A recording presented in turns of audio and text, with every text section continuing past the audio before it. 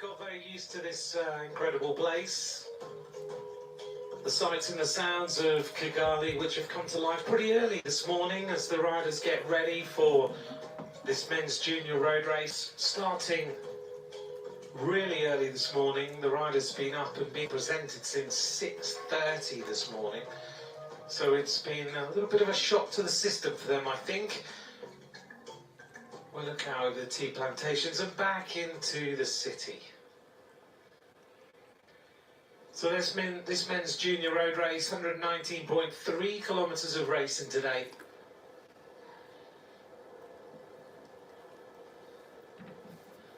Overnight it rained here, so the weather has calmed down a little bit. 20 degrees this morning, but sunny, so it's going to get warm throughout the rest of the day.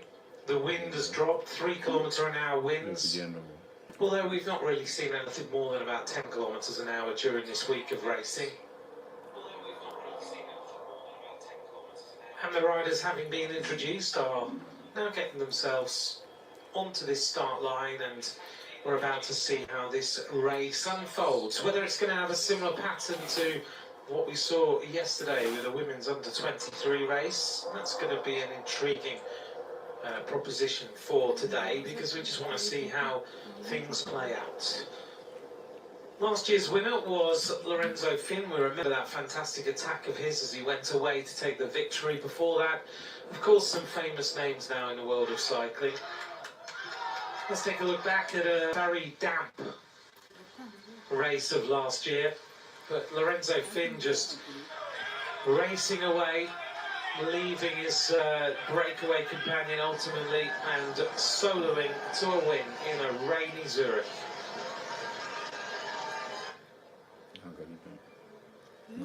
A stunning day for this rider. Sebastian Gridley in second place, Emma Ryman in third. Let's take a look at today's course. It's the same as we saw yesterday for the women's under-23 race, pretty much. 119.3 kilometres. Taking the riders on 8 laps of the local Kigali circuit, taking them over Kigali Golf and Kimi Harura.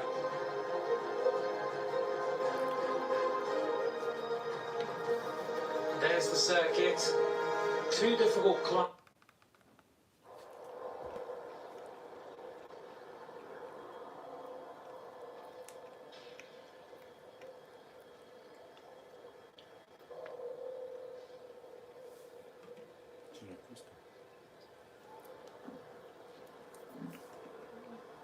As I look out my commentary box to my left-hand side, I can see the riders on the start line. A couple of final little issues to be sorted out.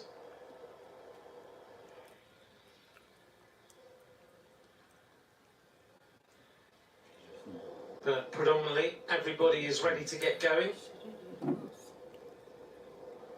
Here's a reminder of our commissaires who will be making sure that all the rules are adhered to. They will be in their cars today, following the race, pretty much.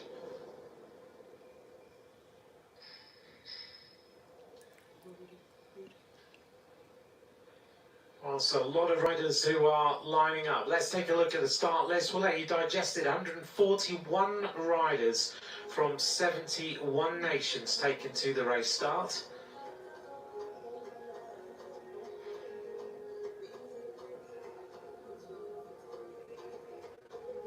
Okay, we are 5 minutes to racing a second. There's some riders, of course, who have won medals here already in these championships.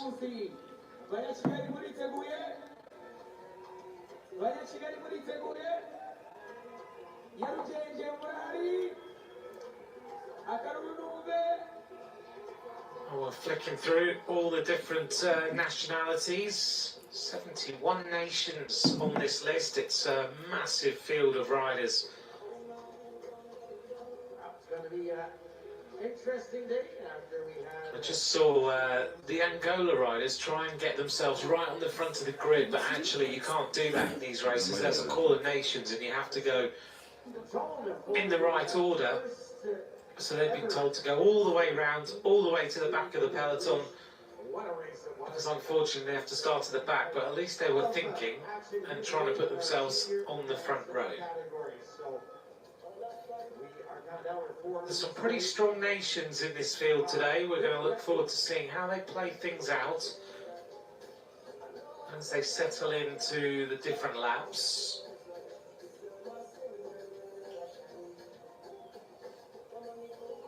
But as always, keep in touch. Thanks for all your messages of yesterday if you were watching. We're starting right up on an altitude, 1,493 metres above sea level. A lot of climbing on today's course as well. And ladies and gentlemen, joining us today, we have the pleasure to have with us the UCI Vice President, Mr. Enrico de la Casa. Monsieur Enrico de la Casa, vice-président de l'UCI, se joint à nous pour le départ officiel ce matin. Rero twakiriye Bwana Enrico de la Casa, akaba ari umuyobozi mukuru wungirije wa UCI ugiye gutangiza ku mugaragaro rero isiganwa ry'uyu munsi ya Men Juniors Road Race. At less than 3 minutes to go, moins de 3 minutes pour le départ. Here's the sign-on of earlier on.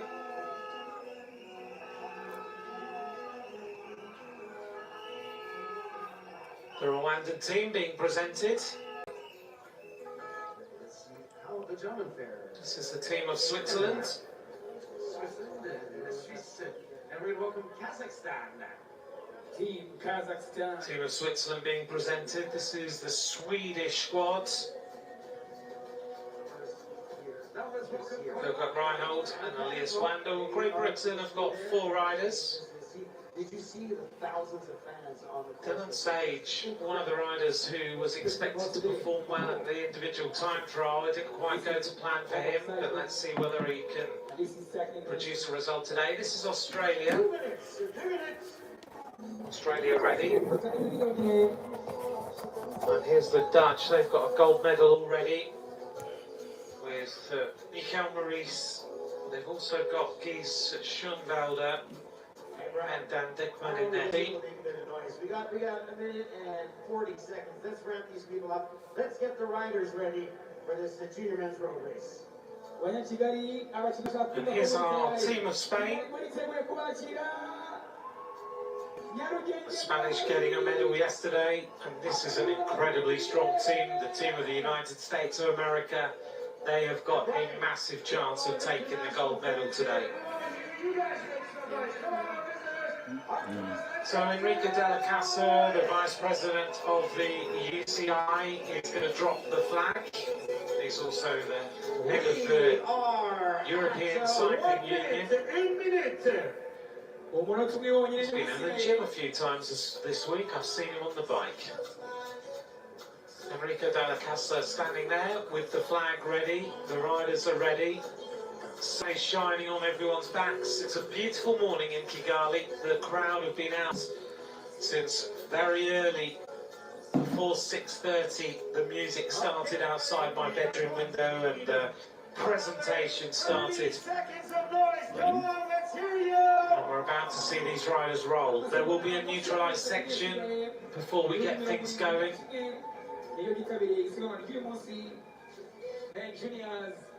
Road race.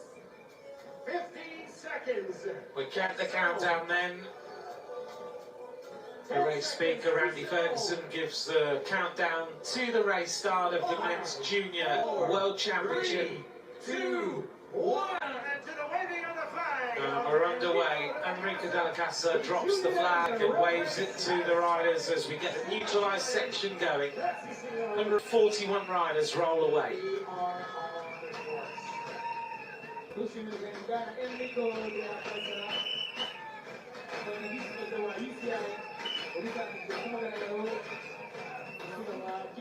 The neutralised section, a chance then for the riders just to get the legs turning over, get themselves settled into a long day in the saddle.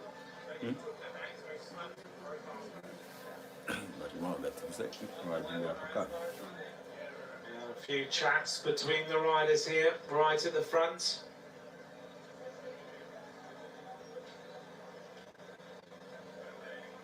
And everybody will just be taking a look, just seeing how the legs feel, getting themselves composed. It's been a big build-up. Some of these riders have been here a long time. Some, of course, didn't ride the individual time trial either, so it's that opportunity to think, right, okay, now I'm here, I'm in a World Championship race, and I just need to get myself in a good position. Feels quite urgent at the front. At the back, there's already a few riders that are finding the neutralised section a little bit quick. The Niger rider, number 92, Sofiane Soumana, at the back on the right-hand side.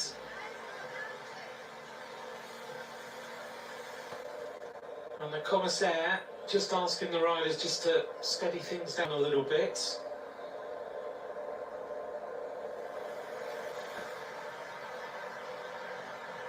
So the rider at the back, Imadine, finding it a bit hard. You can already see though, look at this, the way these riders are going. And it comes to the car driving a little bit more slowly, to be fair.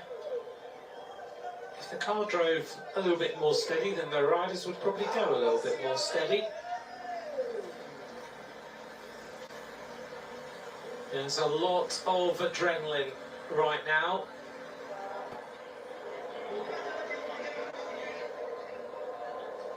Australian riders towards the back here.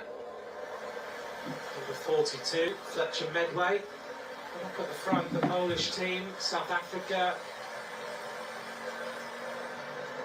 The South African riders are clearly up for this as well today. And the car looks like it's gone through kilometre zero, and this race has started.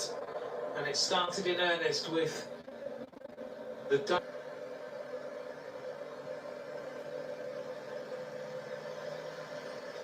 I think there'll be a number of nations who want to just steady this out a little bit and get it lined out, get rid of as many riders as they can in the early part of this race. This is Kezia Wilson at the back.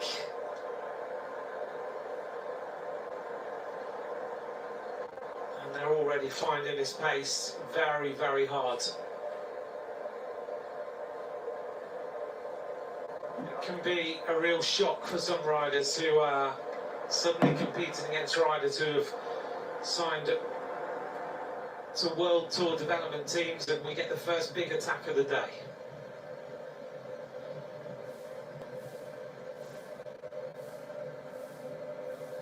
Well, the first big move representing Colombia and Switzerland.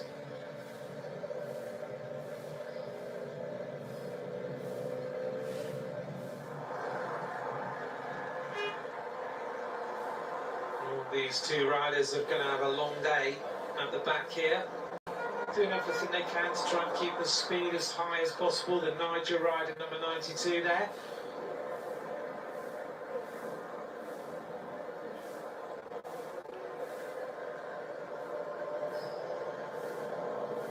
Oh, big crash just in front of us. Look at that, a few riders have already hit the deck. So Godno of Benin is down. The Libyan rider is down. One of the Mexican riders is down. The Libyan rider there who hits the deck is Abduka Abu Abdallah. There's always going to be a few issues and a few crashes here and there in this sort of field with such a large group of riders, and everybody really surging, as you can tell. There's riders who just want to keep the pace as high as possible, try and get these breakaways going, try and get rid of riders at the back that they don't want to have there. And that sounds a little bit harsh, but that's exactly what will be in the minds of these junior riders. Like, thin this out, make it a selection, get this peloton down to a more workable number of riders. We saw that as the pattern yesterday, where it looked like it was just nothing really happening at the front, although to the trained eye lots was happening at the front. It just looked like he had a big bunch of riders, but basically there was a lot of tactical things going on, particularly with the French. And I think we might get the same pattern today. The Tanzania rider here, number 86, is Waziri Mazzoli.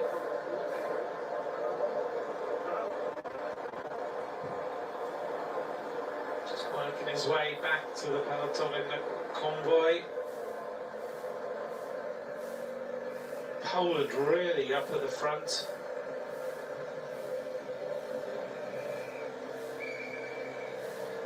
Hearing another crash on Radio Tour. Here we go. Another number of riders have hit the deck. The Bolivian rider Sanchez is one of them. And another couple of riders just up in front. And again, a big surge.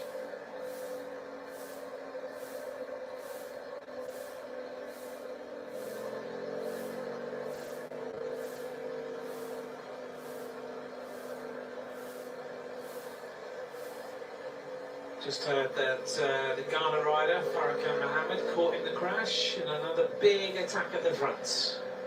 The Austrian rider goes clear.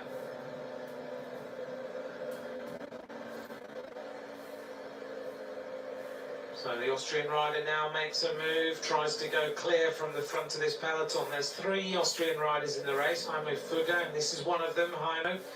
Let's see, he goes clear.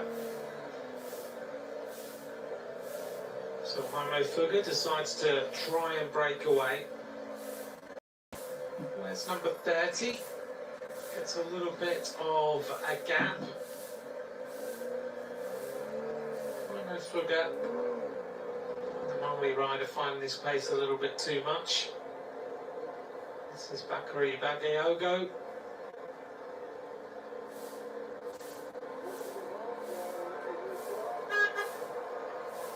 And a problem here for one of the Slovenian riders. Problem for the Slovenian rider at the back of the peloton. Heimo Fugger settling in now. He rides for the team of Bahrain Victorious as far as their feeder team is concerned. Their under-19 development team. He's only 17 years of age, Heimo Fugger, but he's an exceptionally strong bike rider. You can see that the way he's riding. He looks like a pro bike rider already, doesn't he? I've never heard Radio Tour so busy in the first 10 minutes of a race. It is full on right now. Seb Piquet, who's of course the voice of the Tour de France on Radio Tour and the voice of the World Championships. I've never heard him chat so much. The bottom of the first climb is coming up now. We're about 800 metres from Kigali Golf. We get this little wind up before it. Heimo Fugger's obviously decided, let's just try and get up the road a little bit and see whether we can prize an attack off the front. Dylan Sage, British rider, right at the back here. He didn't have a good time trial, and it looks like he's struggling a little bit here as well.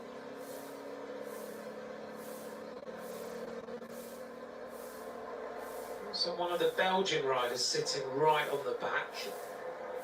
And it can take a little bit of time for some of these riders just to get themselves into this rhythm that is going on, because it's pretty full on. Heimo Fugger riding really straight arms, doesn't he, the way he rides? But very, very powerful. He's ridden a lot of races this year. Notably, mainly one-day races. He's ridden things like the Junior Paris-Roubaix and other races like that. Started his season well in March. He won a race in Slovakia. And he finished 3rd in a race in Austria. So he's had some good results.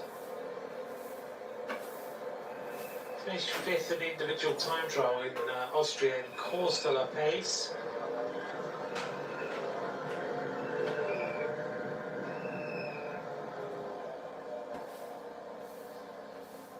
On to the first climb of the day at Kigali Golf.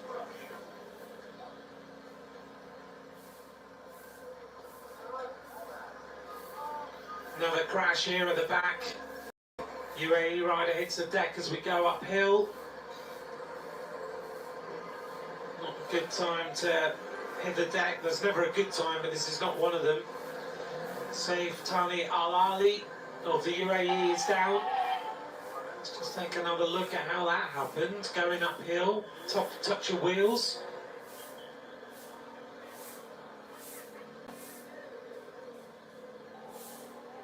Saif Tani Al Ali. Trying to come back then. So finally for them, just being joined by another rider. He's just trying to prize some sort of breakaway off the front of this race as the Swiss rider pedals his way across. The Italians seem to be taking up a nice position just behind there on the left-hand side.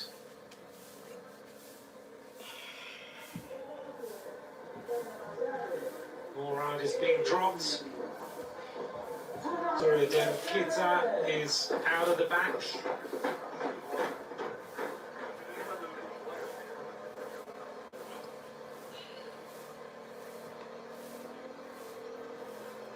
These two riders working well. Jaime Fugger doesn't seem to be enjoying this climb quite so much. See how they get over the top.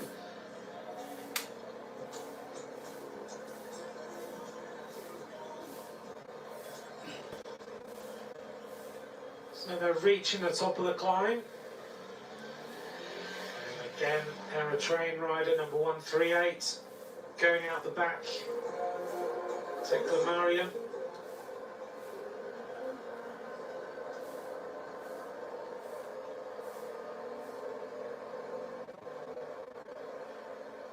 So Schertenlieb of Switzerland goes to the front. Turns the pressure on as they go over the top of the climb.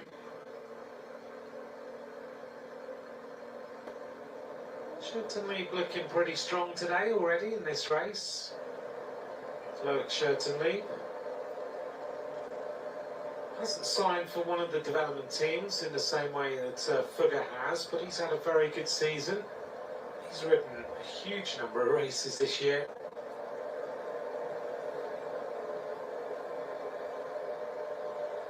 He's kind of split his time between racing in Switzerland. He's ridden in Belgium this year too, and he's also ridden in Germany and in France. His last race was in Switzerland, Grand Prix Rubeland. Finished 4th in the mountains classification there. We can tell he's a bit of a climber, can't we? Just with his stature and the way he's riding up that little climb. He found that climb pretty easy. Back in June, he had a 2nd place in a race in Switzerland, the Giubiasco Corena. That's Edward Klaas on the left-hand side from Belgium, who seems quite comfortable to just sit on the back of the peloton. Might be his tactic. Can be a little bit risky to be doing that.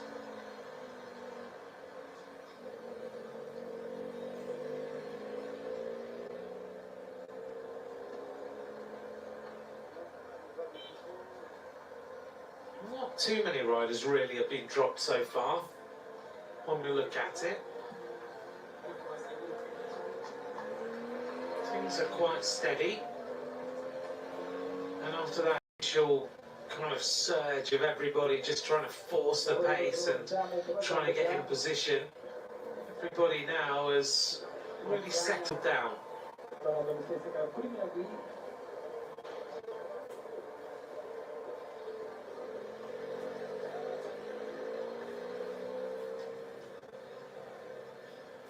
Now they're starting to build a nice little advantage here.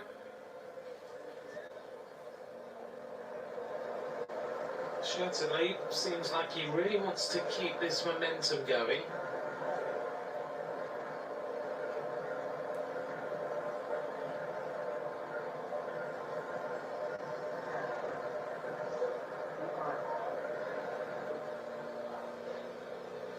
The longest edition of the Men's Junior Road Race Championships we've seen more recently is 2019, 148 kilometres, today's 119.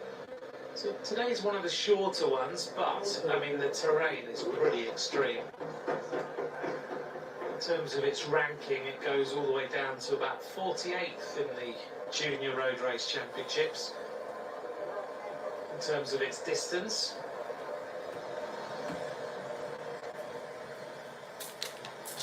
The top three are the 2019 Championships, the 2013 and the 1998 Championship. All of those championships over 137 kilometres. Top being, as I said, 148.1.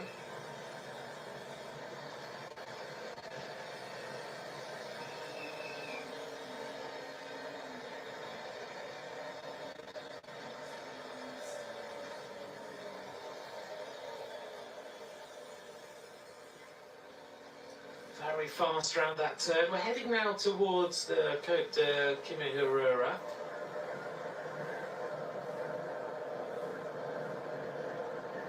Almost at the bottom of that, the cobbled section.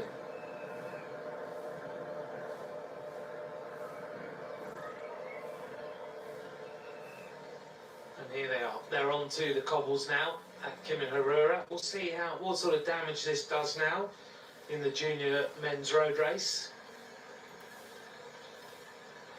Certainly he's got plenty of gels ready, hasn't he? In fact, both of them have got plenty of gels in that back pocket. Nicely laid out, ready for eating as the race goes on.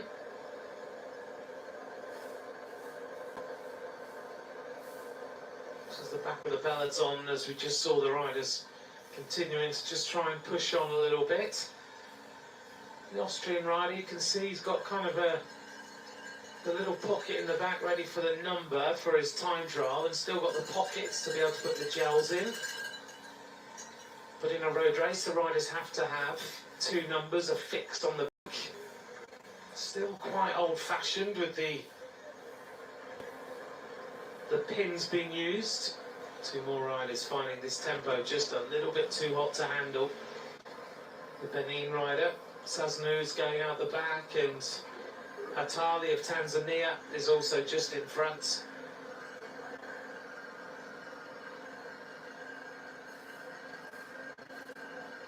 Yesterday in the women's under-23 race, the African riders, initially the Rwandan riders were riding well, but I think overall the African nations found that race quite extreme, and it was a bit of a shock to the system as to how hard it was. But the Rwandan riders, I thought yesterday in the initial stages of that race, really put up a very strong fight.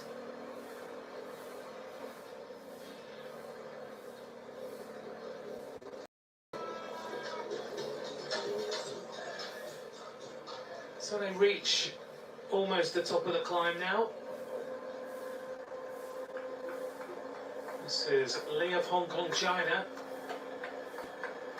Absolutely on his limit.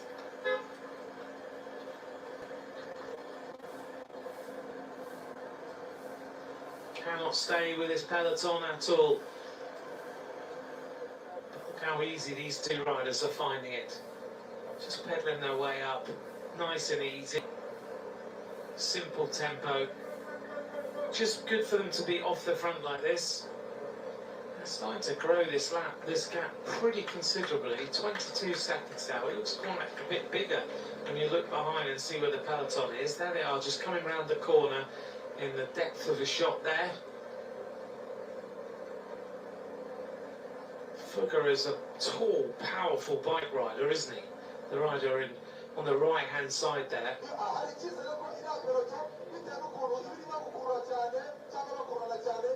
The peloton spread across the road, representatives of Italy, Colombia, the United States of America. When you look at the strongest nations in this men's junior race, you can really see that there's big possibilities for these teams. In particular, the Italian team is strong. I would imagine when you look through and we start to pick some of the teams out, Belgium are strong. Spain are strong with Benjamin Noval in that squad. And we talked about him in the individual time trial the other day. Belgium have got Seth van Kerkhoven. We saw that he's on form, but the United States of America, for me, is potentially the strongest team. They've got Ashlyn Barry, medalist the other day, Beckham Drake, who produced an amazing performance. They've also got Enzo Hincapie. Hincapie's being sought after by a number of teams for this season, for next season. So that's a strong squad of riders. They've also backed up by Kasia Sadamski and Braden Wright. Those three riders in particular, Ashlyn Barry, Beckham Drake and Enzo Hincapie, that's a formidable combination. The Dutch have got Michael Maurice. Australia do look good actually, so we'll see how this plays out as we come up to the end of lap number 1.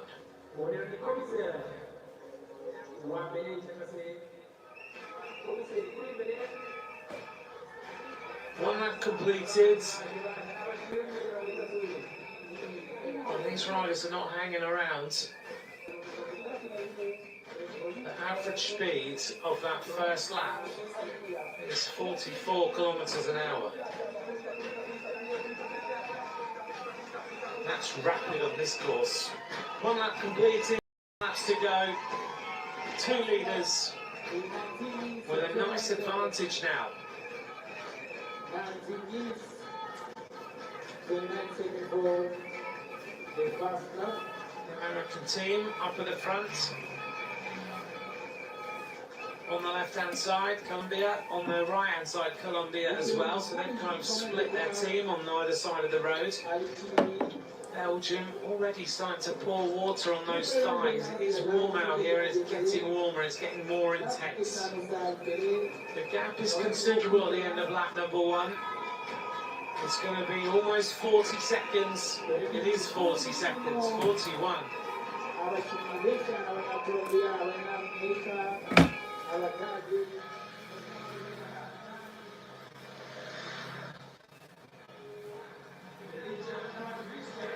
As they go through the feed now, it's going to be a bit busy in there. Jaime Fugger and Loic Schertenleib were the 2 leaders. Behind them, the peloton led by Braden Wright of the United States of America.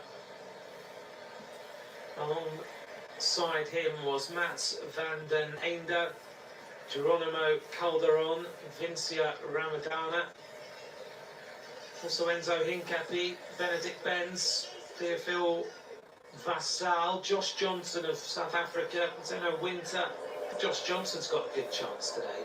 Sebastian Castro of Costa Rica, Ashlyn Barry of the USA. So still a big peloton of riders. The average speed actually, once they did the neutralise, it's not 44, it's 41.882 has been corrected. But that's still a fast average speed. In that front group of riders, we're already down to 98 riders in the front group.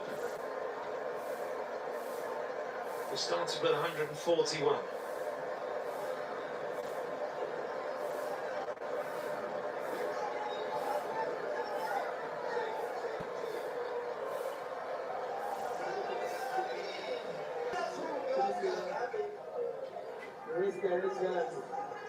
Welcome along, thanks very much for joining us. This is the Men's Junior World Championship.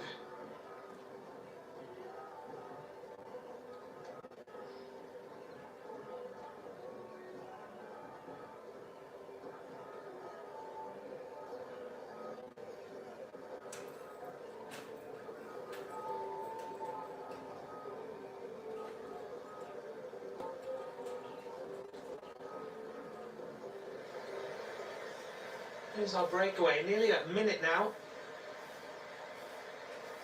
Getting little bits of information from the roadside about riders and how they've been feeling in the lead up to this race. The Dutch rider, Gies Schoenvelder, said that he's been struggling a little bit with some sickness over the last few days, but the first day he feels better as today, maybe some nerves as well, but also, as always, a change of food and everything like that. Well, he wants to feel he's one of the favourites for today's race. He's got Michael Maurice with him, of course.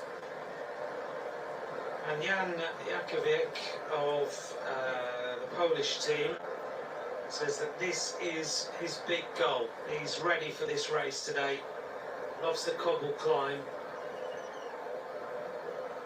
So looking to try and do well for Poland. And we saw that right at the start, how intent Poland were. The Polish team really pushing things in the neutralised section, wanting the car to go quicker. Sarah asking the riders to calm down a little bit at that precise moment in time.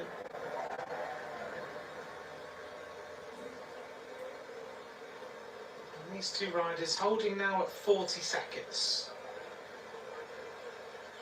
I'm seeing big groups of riders coming through the line, knowing we started with 141 riders and knowing we're already under 100 in the peloton.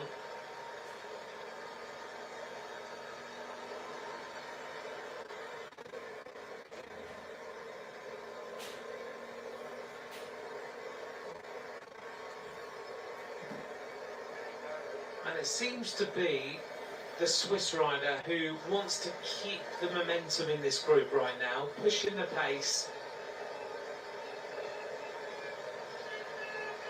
He's quite urgent in his style, isn't he, the way he rides. When we look back in history, Switzerland have a nice background in this race.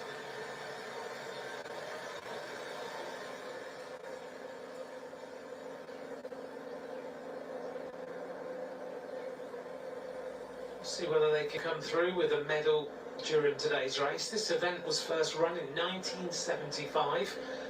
The first winner was Roberto Vicentini, the Italian rider. Vicentini, of course,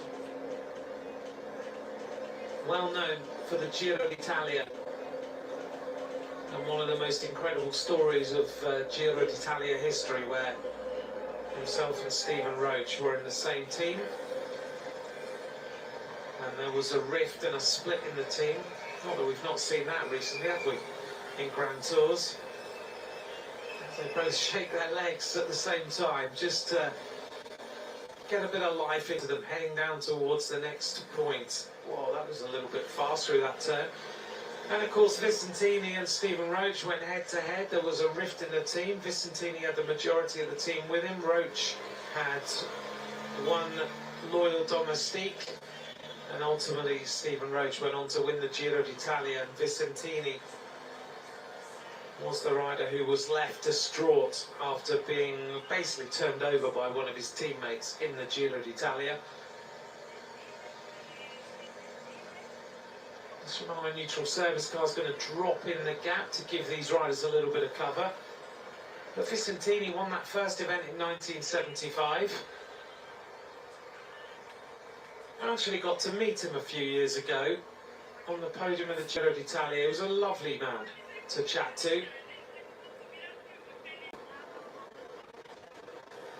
And we exchanged hellos and everything like that, and just got a chance to just say hello to him. We were in his home city at the time in the Giro d'Italia, and it was very nice to meet him, because at the end of the day, most of what's been written about him was that those days in the Giro d'Italia himself. He did well in that race, 5 individual stages. He won 2 stages of the Vuelta, he won Tirreno Adriatico. He comes from Brescia, but he's got that history of that first ever Junior World Championship.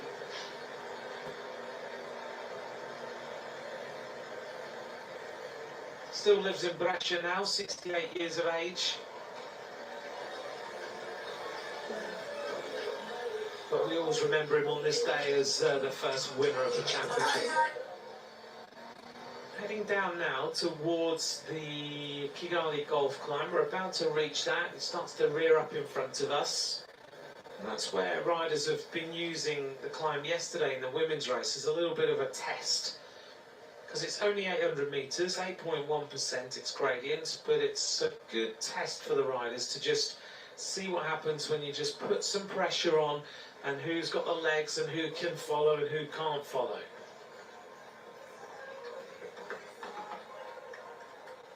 We're inside the magic 100 kilometres to go. This is the Men's Junior World Road Race Championship.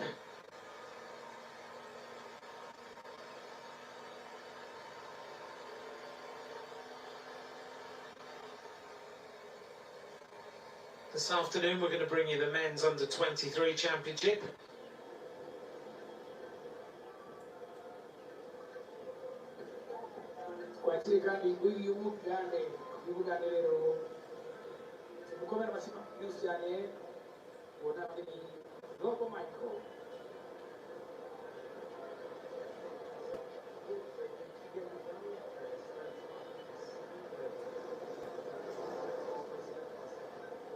There's some quite interesting photographs around of teams who are going out training and getting themselves out of Kigali City. And getting out of Kigali is pretty bustling and chaotic, actually. But once you get out of the city, there's some great scenery. You just need to kind of be escorted out to those areas, and then you're able to ride quite nicely. But there are so many sites of people with their bikes that they use daily to transport all their goods, their cargo delivery bikes almost. Very particular style of bike, quite long. As we make our way onto Kota Kigali Gulf.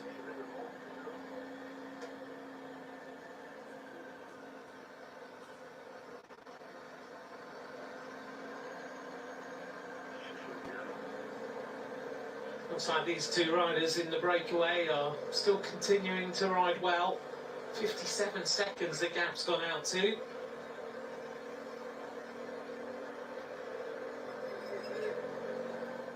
This time it's Fugger who takes on the pacemaking at the front.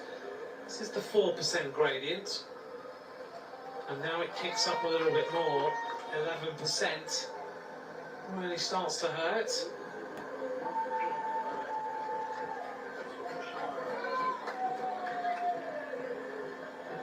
And this course is difficult in that you're just trying to keep momentum, but you don't have a lot of recovery time, as we've seen already.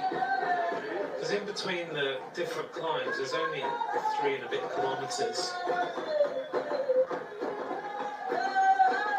So you don't get any moment really to recover until after you go over the finish line, and then you start to get some moments of recovery. The Italian team on the right-hand side, that team made up of Agostinaccio, Capello and Rosato. There they are on the right-hand side in the Maglia Azzurra, the blue jerseys. Riding well, they've got some good opportunities here. They just missed out on a medal yesterday in the women's race with Chiabocco. She was in that final sprint. Did show yesterday. You can leave your sprint very, very late. Canadian team moving up. Good result with Holmgren yesterday. Maybe not quite what they wanted, but she rode a superb race.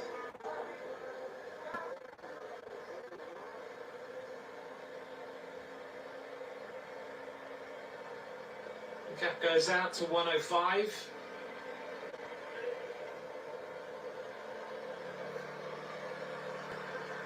Drops down back to 55 seconds. We'll keep an eye on that. Slovenia represented in that light green kit in the middle. And another crash, another problem.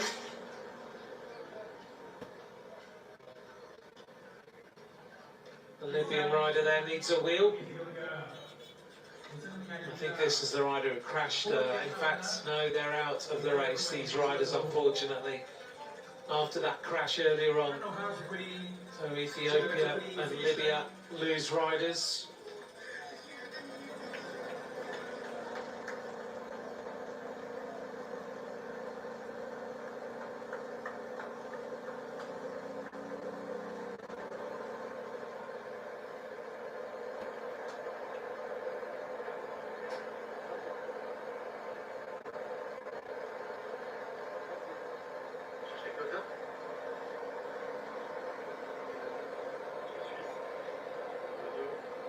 95.6 kilometres of racing to go. Two leaders, 55 seconds. Poland back up at the front. Spain also represented. They're in that dark blue jersey with the Spanish flag colours, the red and the gold. I'm sure they'll be motivated after their performance of their women's team yesterday.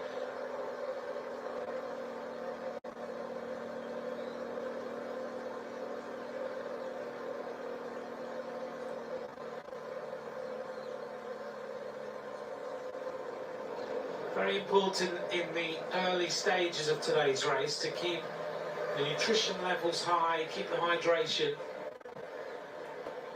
because I'm sure it will come back and bite you later on in the race if you don't. We're heading now towards Kota Kimihura.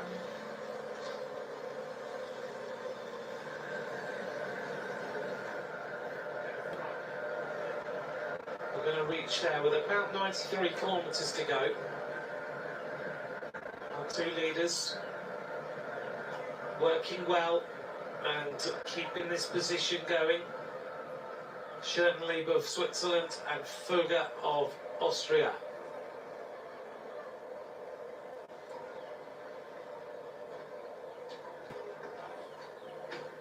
Well, the crash I've just heard, a Namibian rider hitting the deck. Well, this is the fast section where you feel like you're getting a nice load of momentum going. Then you start towards the climb of the cobbles. This little section can be fast, you've got to stay near the front. You can lose a fair bit of energy around this section.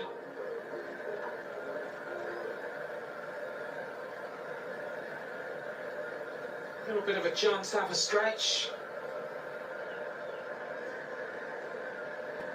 Fugger, the Austrian rider, has been on the move all day today.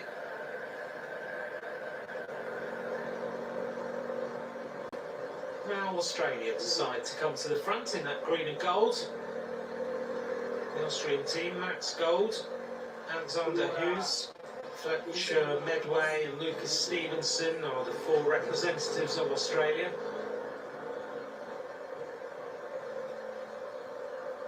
Obviously some of the bigger nations with more riders worried a little bit. They don't want to let this gap go too far. Getting up to staying at that sort of minute mark, and that's probably about as much as they want to let a couple of riders take, particularly when they are. We've got one really good climber here and one good time trialist, and therefore that kind of combination could work nicely if they do work well.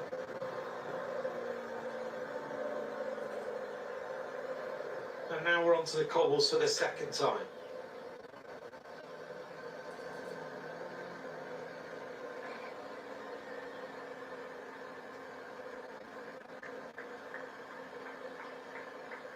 Taken to the right side of the road, all the riders have been doing the reconnaissance of this route over the last few days and trying to find the best line. Clearly they've decided that the right hand side on these cobbles is a little bit smoother.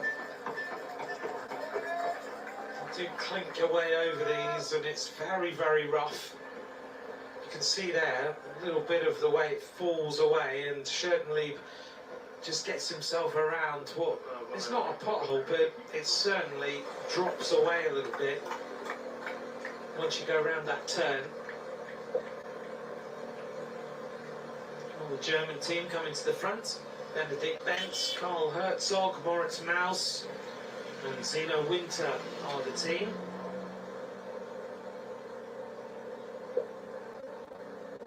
The Dutch team quite happy now to come to the front in the orange and do as much work as possible. South Africa represented, Belgium, Czechia, Switzerland on the right hand side, Germany on the left hand side, Slovenia in the middle, Eritrea represented up here at the front as well.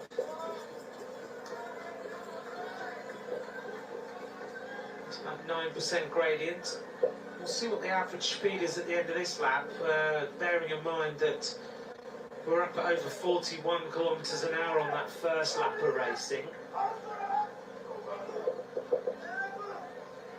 the breakaway. 41.882 was the average speed in that first lap. France now getting some representation up towards the front of this peloton.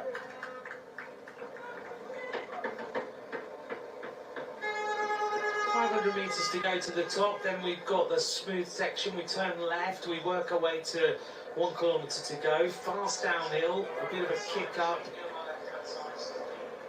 But now it's Belgium who start to up the tempo a little bit. They clearly want to just try and select a little bit more and close this gap, and it is coming back now. The Belgian team this time. Edward Tor, Mikkelsen, Sepp, Van Kerkhoven, Mats van den Ende to Veerbeek. Belgium just with that little acceleration, just making a few riders suffer.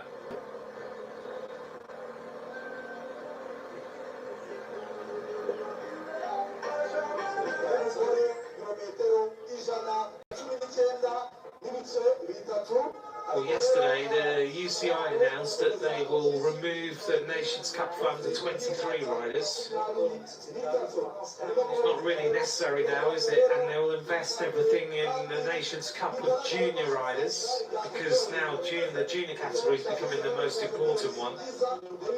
The World Tour teams are looking at this as the showcase, and it's no surprise that the agents are arriving here, because this is the race they now want to watch. They want to sign up anyone that to them is the talented face of the future. Now a big acceleration by Belgium at the front. A real forcing of the pace.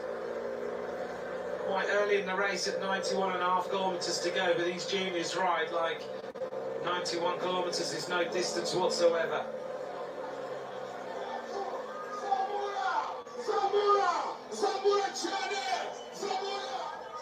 Here's the pushing of the pace now by the Belgian team. Suddenly the gap has dropped 20 seconds. And if you're sitting down the back and you've decided you're just going to take it easy for the first few laps, that could be your undoing in this race. You see some of the American riders towards the back, the British riders towards the back, even the Polish riders. Ashton Barry is a long, long way down the string of riders. So is Brandon Wright of the USA. But if you're going to do that today, you've got to be sure you've got the legs to come back on the climb. Coming up to the completion of lap number 2.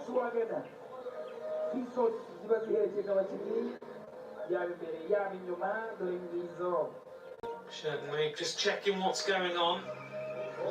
There's a lot of discussions, a lot of looks going on at the front of this peloton. Checking around, and we're thinning this group down even more. You can see that, little groups of riders going out the back.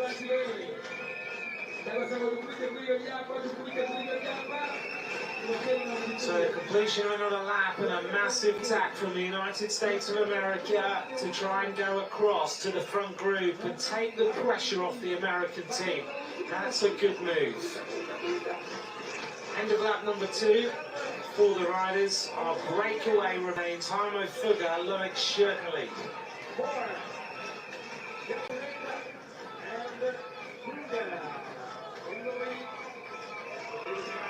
Now the American team don't have to worry so much. They've got their ride going across. What a move he's made. That's a fantastic move by the USA. That's Beckham Drake.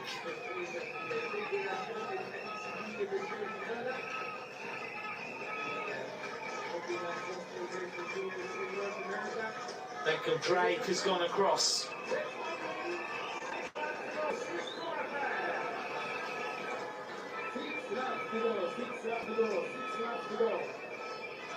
Average speed now, 40.967 kilometres an hour.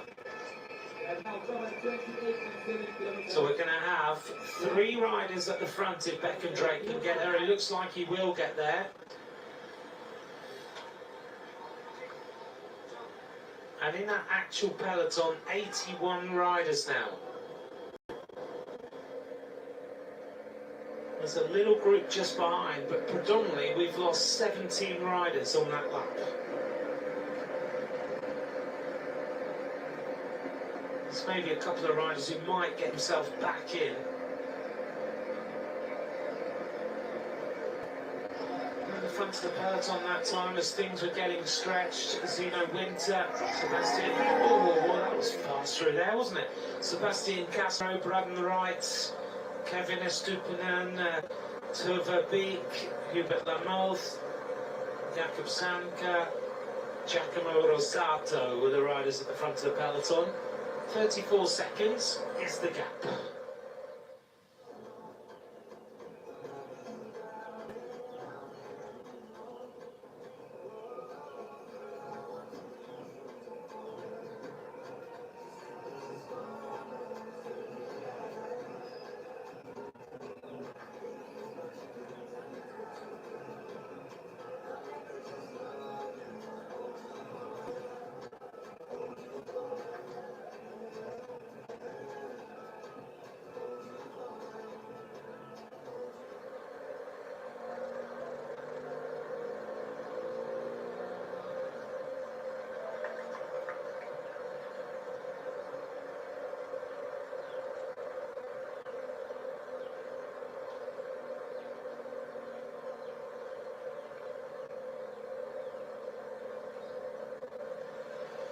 Beckham Drake is almost at the front now.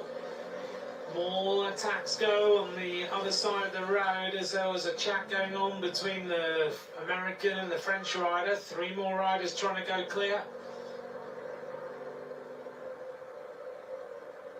Well, yesterday the UCI announced lots of dates. Of course, the now big World Championships will take place in 2027 in Haute-Savoie.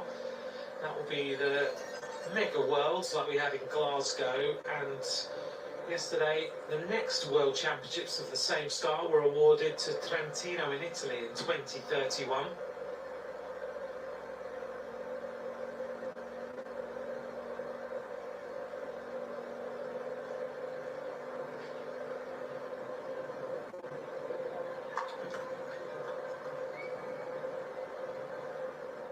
Here's our 2 leaders.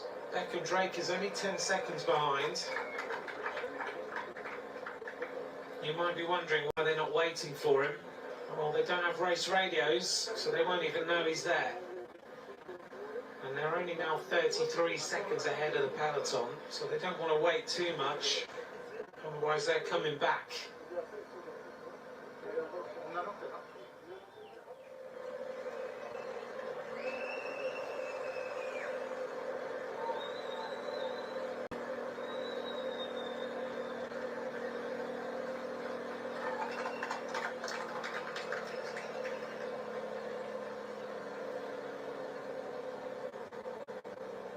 Here he is, he's almost there now. This has been a fantastic job.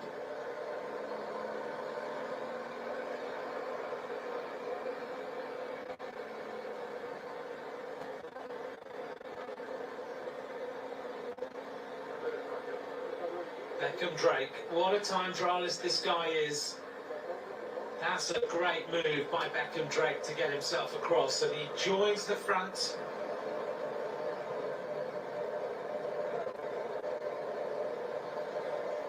This will add some more firepower. He goes immediately to the front of the group, and he wants to keep the momentum going for the American squads. Beckham Drake, 4th in the individual time trial the other day. Just finished 5th in the Tour de l'Abitibi. I was 2nd in the individual time trial there. He's ridden a few gravel races this season as well. He was 8th in the Unbound Gravel, the 100-mile edition. So he's a strong bike rider, Beckham Drake. He really is.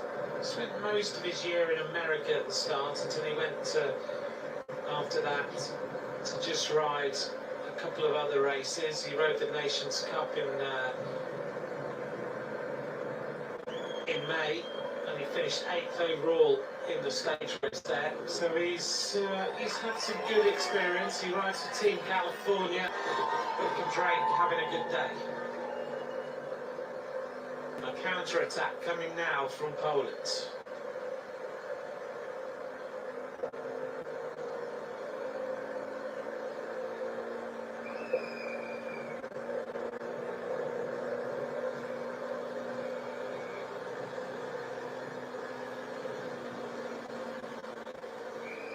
Sorry, not Polish rider on the attack now. Counter-attack coming. Trying to come across. Nicholas van der Merwe. He looks good.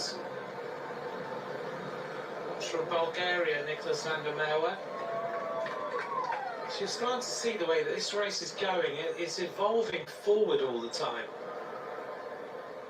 Van der Merwe, he rides for the Under-19 Academy of the Region Sud, powered by Giant. 18 years of age. It's into time trial mode now. Finished 13th in the time trial the other day. He's the Bulgarian road race champion.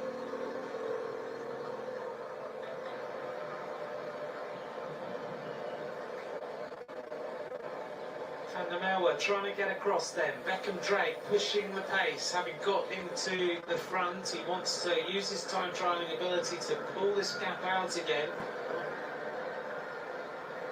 I'm wondering whether this race gives us that pattern that things go forward now in the race rather than we've seen that attritional sort of riders just going out the back.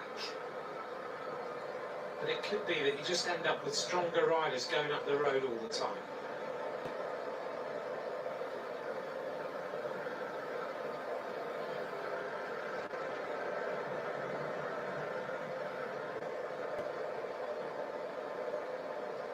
These three riders working well together, sharing the pace, making very well indeed. Can Van der Merwe get there and make it 4 strong riders at the head of this Junior World Championship?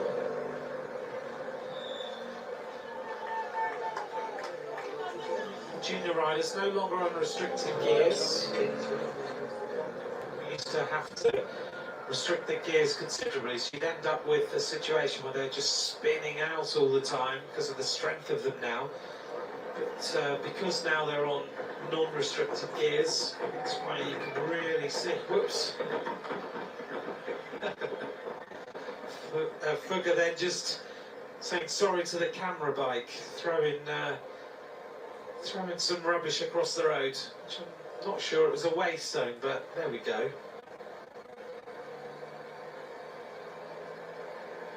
Probably shouldn't have been doing that anyway.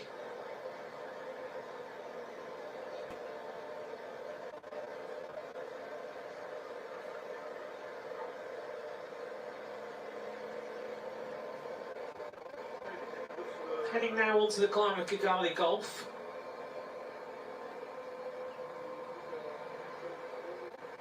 Beckham Drake has got really powerful pedalling style, hasn't he, the American? You see the way he rides.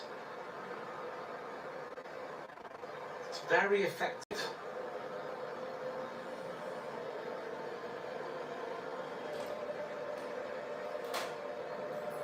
Combining well, just sharing the pacemaking. They do this for new fans of the sport. You go through to the front, you do a little bit of pacemaking, you swing across, you let the next rider come through. That way the riders behind are able to get a little bit of a rest. Just let their heart rate just drop a little bit, just kind of a micro drop. But it does mean that they're not using as much power, as much energy. So go on to the climb now for the next time. Conversations going on. The Swiss rider just checking across at Beckham Drake. Shirt and lead. You can see how considerably, how quickly they slow down on these particular gradients. Another rider trying to come across. I don't know where Van der Merwe is only 9 seconds behind. Now we get attack from the French squads.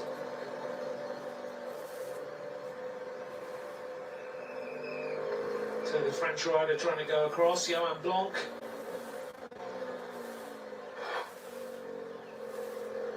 The motorbike is scraping its foot pegs. Such is the speed in which they're going through the corners. Now, here's the Bulgarian. He's nearly on the group.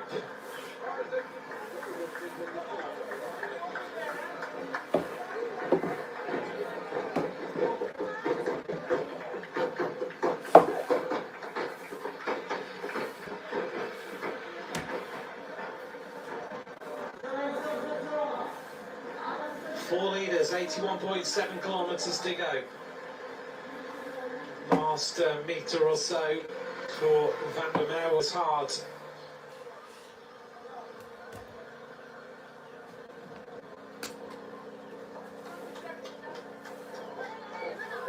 Blanc. Saddle trying to get across. The Frenchman. He rides for the Group Arm FDJ Continental team. 18 years of age. Just trying to pedal his way up to the leaders again. I'm not so sure he's got the same momentum as Drake and Van der Merwe had to get across to the original two leaders. Johan Blanc, though, a useful bike rider. He just won a couple of stages in Giro del Lunghiana. It's a race that Remco Evenepoel and Tadej Pogačar have both won in their careers. He finished 13th overall in the classification. He was 5th in Grand Prix Plouay, the Frenchman. Van der Merwe just trying to get a little bit of a rest before he starts to contribute to the pacemaking. That's what generally happens when riders go across to the break. We saw Drake do something different. He went straight to the front, but generally the riders will come across and they'll just say to the rider, just give me a moment, I'll just get myself composed and then I'll start to work.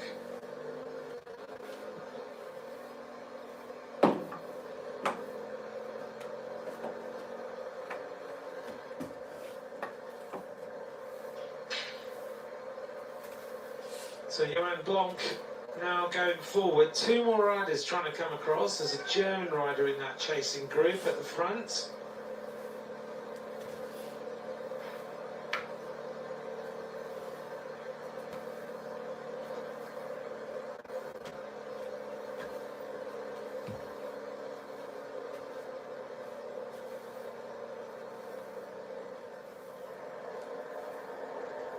Well, the race is an interesting pattern, isn't it?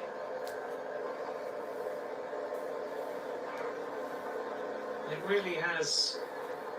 We've seen two riders go away, one rider come across, another rider join. Now we've got another rider on his own trying to come across, another two riders behind. One of them is the Canadian Moran, Ben Moran of Canada. And the peloton is now at 49 seconds. We're just seeing strong riders go across.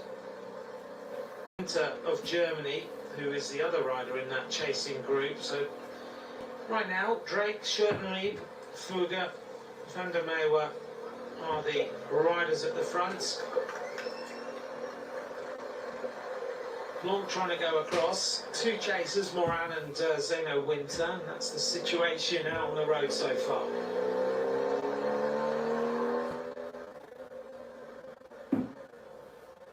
Johan Blanc has had a number of victories this season, the Frenchman.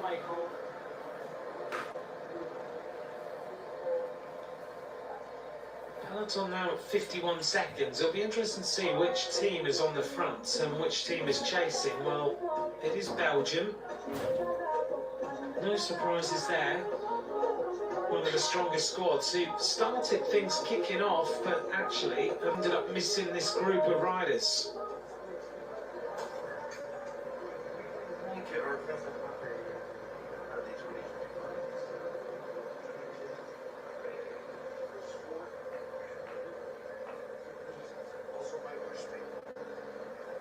Johan Blanc looks like he might get some company. We'll see whether these three riders can combine and work their way across to the front.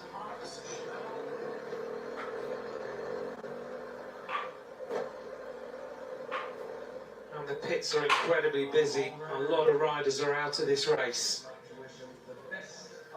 Comoros, represented here by Evan Medin, is out of the race, unfortunately. He's abandoned Well, it looks like we have one rider down here. It is a few riders going down here. And it looks like, well, they've had the experience of starting the World Championships. 1:31. And over time they'll get stronger. They just need the training, they need the experience, and they need the racing.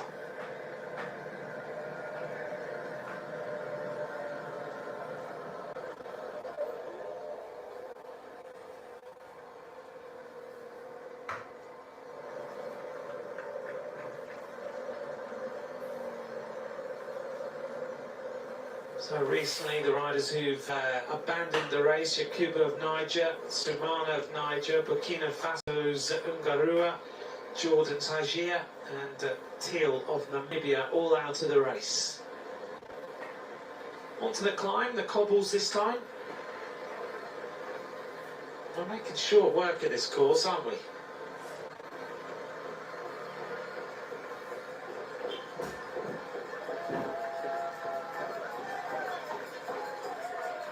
Let's see whether we get any accelerations from the peloton now.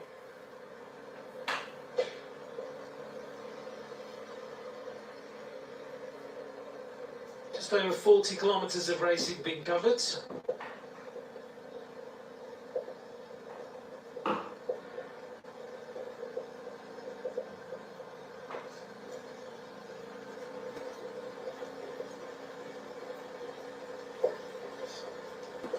See the work rate of these riders. Oh, and now there's a counter-attack in this front group of riders. Our original attacker has cracked. Heimo Fugger just can't stay with the momentum that's being set by the front group of riders. That's a shame for him. He was the rider who animated this race. He might get a second window with his three riders coming across.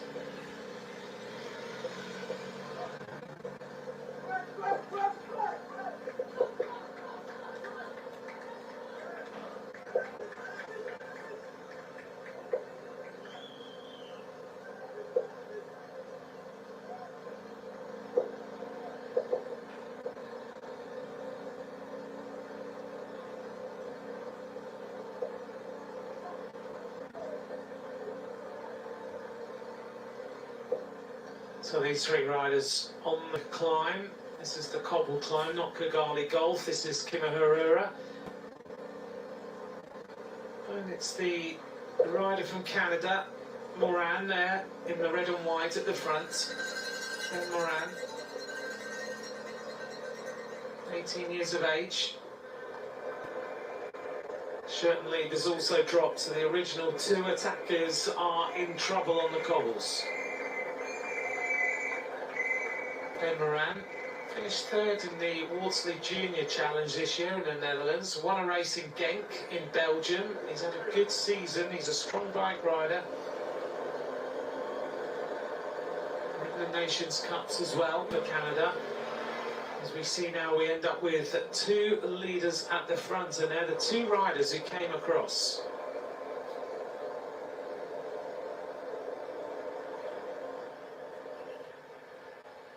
So our two leaders are now Drake and Van der Merwe,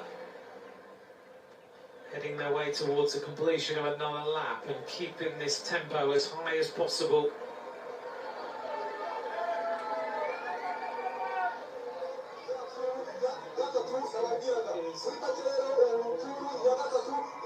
Here's our two leaders coming to the top of the climb then. It's Beckham, Drake and Van der Merwe in the red and white and green of Bulgaria. Over the top, heading to that 1 kilometre to go point, and now they work their way downhill and head towards the completion of this lap, and we'll see is the average speed being maintained. It started off very, very fast, 41.882 kilometres an hour on that first lap of racing. I think Fugger might get a little bit of a second opportunity here as these three riders drive their way across on the front. Zeno Winter of Germany, Blanc is there, and Moran. There's There's the peloton. One rider trying to come across from Spain. But the peloton now at 54 seconds at this point in the race. They don't seem too concerned, but there are teams now with some of the stronger teams who've got riders up the road. The USA, Canada, not worried anymore. France also won't chase because Blanc could get across to the front. Suddenly you cancel out a number of nations. It means that the onus starts to go on the likes of Poland, Belgium and other squads. The completion of another lap. Let's all welcome the hard lap. Coming up to complete lap number 3. 5 laps of racing to go. Drake and Van der Merwe are our leaders.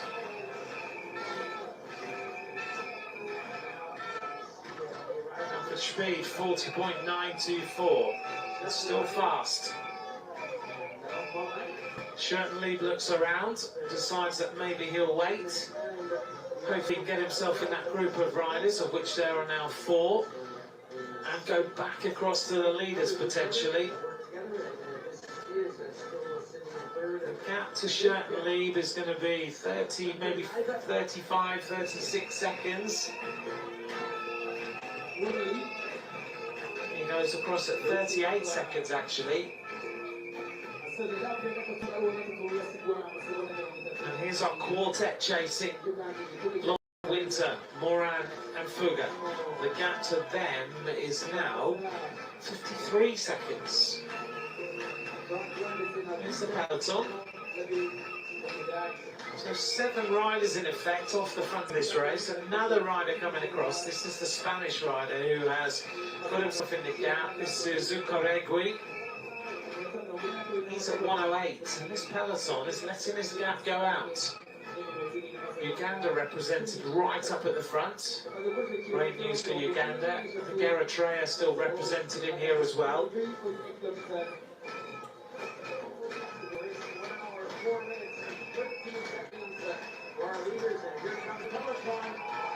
Peloton come through, and the gap is going to be significant. 1:37.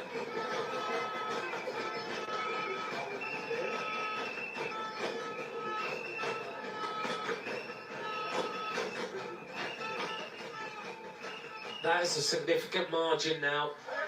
Up at the front of the peloton that time, Harry Hudson of Great Britain, Benedict Benz of Germany, Salah Hamzou of Algeria, Braden Wright of USA, Josh Johnson still there for South Africa, Elias Wandel, Tristan Hardy of Mauritius, Paul Miro of Uganda riding strongly up at the front. Eritrea represented by Noam Ephraim.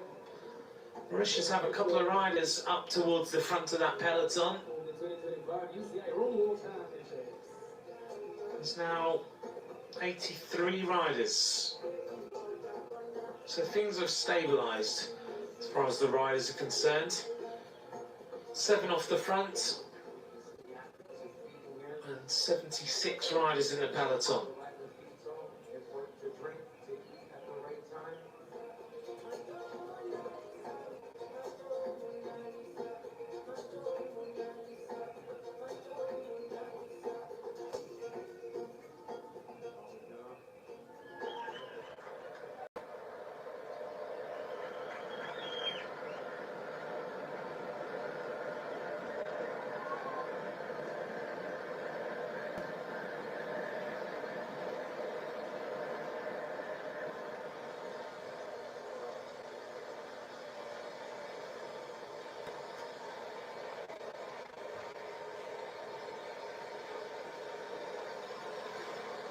Now it looks like the Spanish rider is going to get across. Zuccarelli. He had a gap of 15 seconds to this group of riders when they went across the finish line, and he's already getting himself up to the group. He's going to add a little bit more firepower there, so we're going to end up with a chasing group that contains Schurtenlieb, Blanc, Winter, Fugger, Moran and Zuccarelli. Spanish rider makes his way and gets to the junction. 18 years of age. Just won a stage of the Vuelta Pamplona and finished 10th overall. Predominantly a race which the Spanish riders were riding for. But he's also had some good results. He rode a race in June, which was the Itzulia Junior race, and he won every single stage.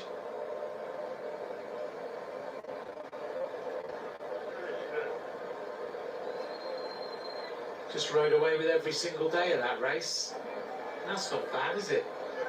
And that race is 4 stages, so he won every stage, the individual time trial and 3 road stages, and the general classification. He was on a train of form then, because before that he won Racing Vittorio Gasteiz, and then he also won Gipuzkoa as well, so he's a rider who's had some fantastic results.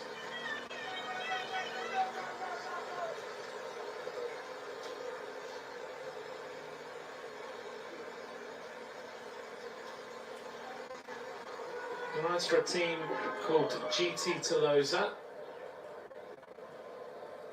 a team that's based in Spain.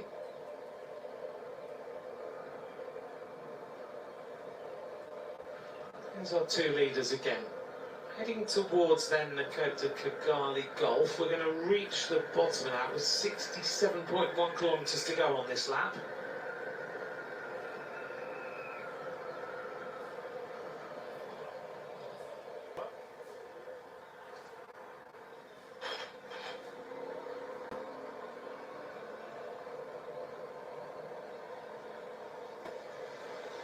Now this group of riders really do need to get themselves organised, and this shot is fantastic because it gives you a real sense now of how much this road rears up.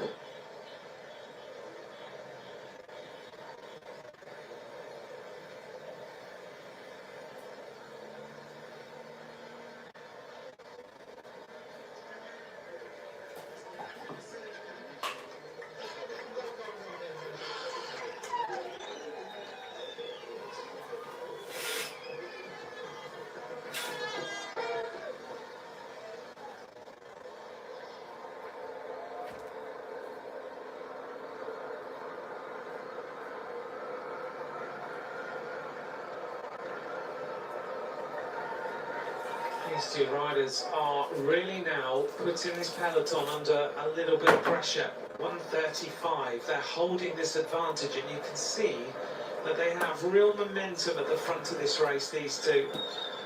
If you've just joined us now, they rode across to 2 leaders. They did it individually. The first to get there was Drake. Van der Merwe was the second to get there. Once they got to that group of riders at the front, they got rid of them on the cobbles and they just rode away. They 2 riders in the breakaway are in this group chasing. Fugger there on the right, wearing number 30, and the Swiss rider Schertenlieb. They just couldn't stay.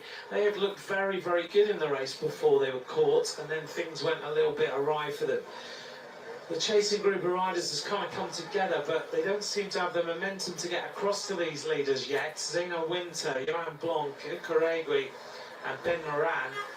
But they're not really closing this gap, and the peloton is only 20 seconds behind them, and you get the sense that potentially, as the Shimano neutral service car goes past, that really these riders might see their lead evaporate, and then we'll end up with 2 leaders with a massive gap back to peloton at maybe 1.5 minutes or so.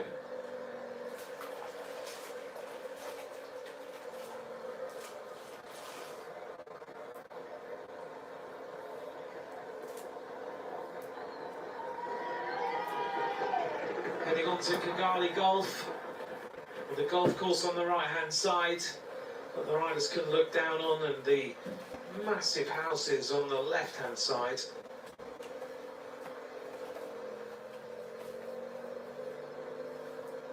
Mount Kigali looks out over this particular area, one of the capital's highest natural with the panoramic views. Over the weekend we're going to see much more of the sights of this particular area, I'm sure.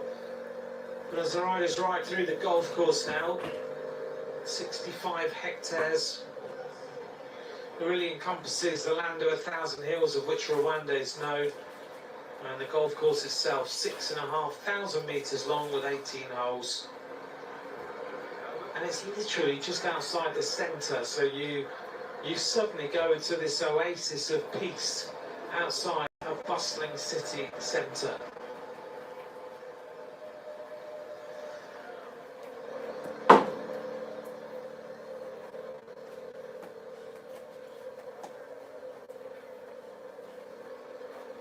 There's our chasing group, still keeping things together.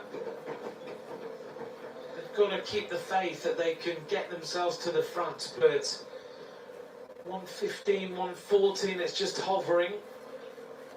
Ultimately, you wonder what their hope is going to be. These two leaders have been away for a long time now. You don't see any sort of sense that the two leaders are losing interest, losing momentum. They seem to have really good legs today. As more riders are out of the race, Tunisia and Turkey and Mexico. It's been a tough race. We're not even halfway through yet. At the end of this lap, we get 4 laps to go. We'll be at the midway point.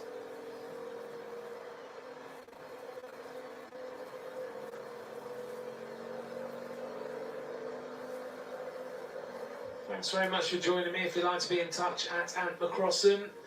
One of the American riders is out of the race here. That is Adamski. Abandons the race for the USA.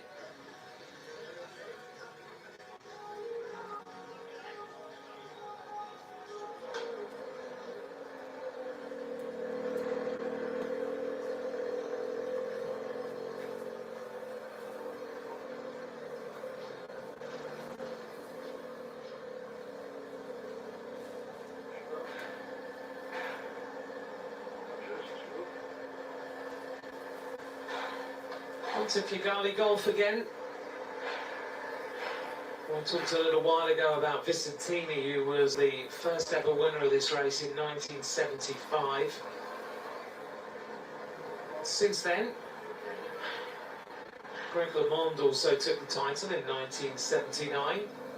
LeMond ultimately winning the Professional Road Race Championship, which for many years we had a professional race and an amateur race as well. And I remember Greg LeMond taking that victory.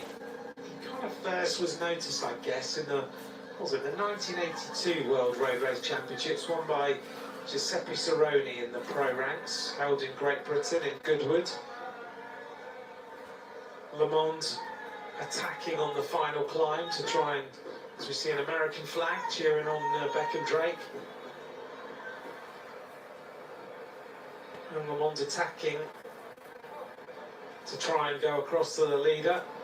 There was a lot of discussion that day because Jock Boyer was one of the riders he attacked, and that was his teammate. Boyer now very involved in African cycling.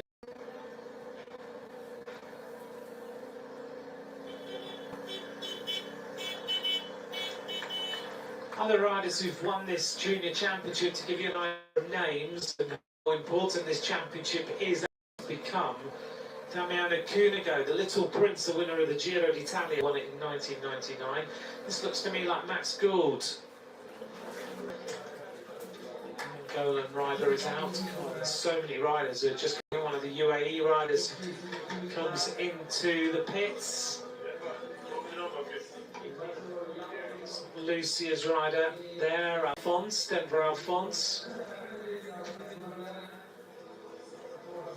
This peloton's now at 2:15. This is substantial.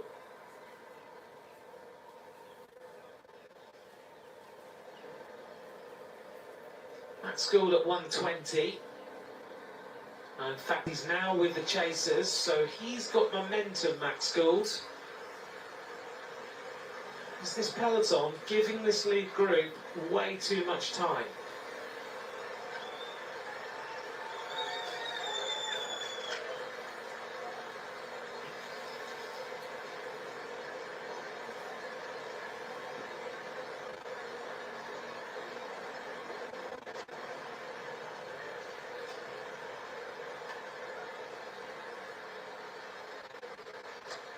and a Junior World Championship to give a group 2:11. It's taken some risks with 64k to go.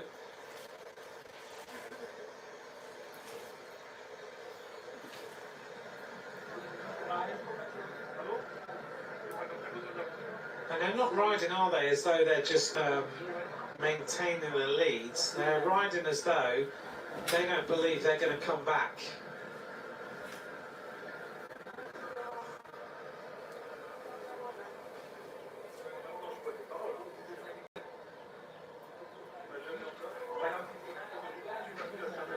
Damiano Cunego then won in 1999, the winner of the Giro d'Italia and so many other bike races. Roman Kreuziger was the winner in 2004. He had a fantastic career, and Kreuziger now one of the sports directors in one of their cars. Kreuziger 2004, Jasper Stuyven, winner in 2009. Stuyven moving from the Lidl Trek team at the end of the season to move on to Masters New. Matty Morich was the winner in 2012. I remember commentating on that victory of Matty Morich that day.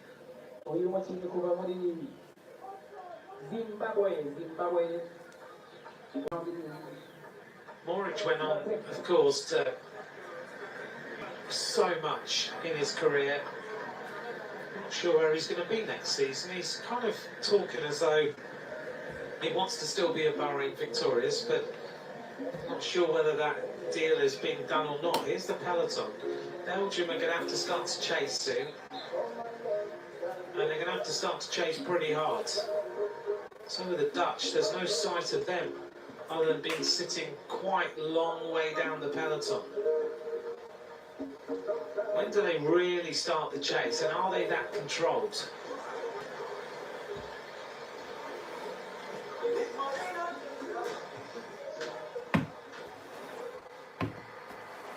Problem here. This is Van der Merwe.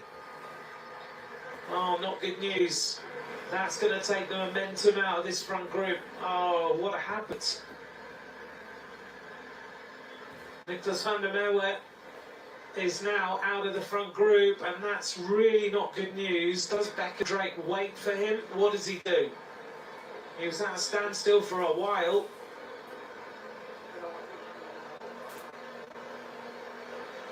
Oh, terrible news for the breakaway, terrible news for Van der Merwe. Let's see what happens.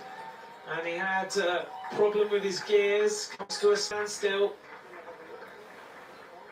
And just to right it pretty quickly, the chain came off the front ring.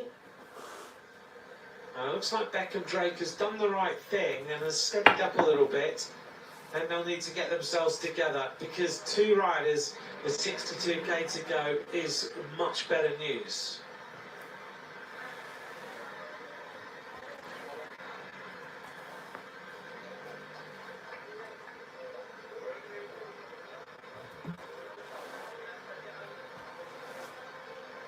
Beckham Drake just pedalling steadily now. Looks around, checks over his shoulder, doing the right thing. Beckham Drake very, very aware of what is going on.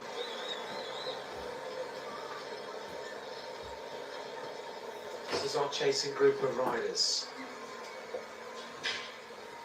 Mathieu van der Poel was the winner of this race in 2013. And also Felix Gall was the winner 2 years later in 2015. We all remember Quinn Simmons attacking on his own in 2019 to race away in Harrogate. And another rider who's won it more recently as well, Remco Evenepoel. He was the winner in 2018. That was the first time where we saw the real sight of Remco Evenepoel and the possibility he was going to be one of the best bike riders in the world. He closed a gap of, I remember it being 2.5 minutes or something to the leaders, and then just went through and rode away in the style we now know of Remco.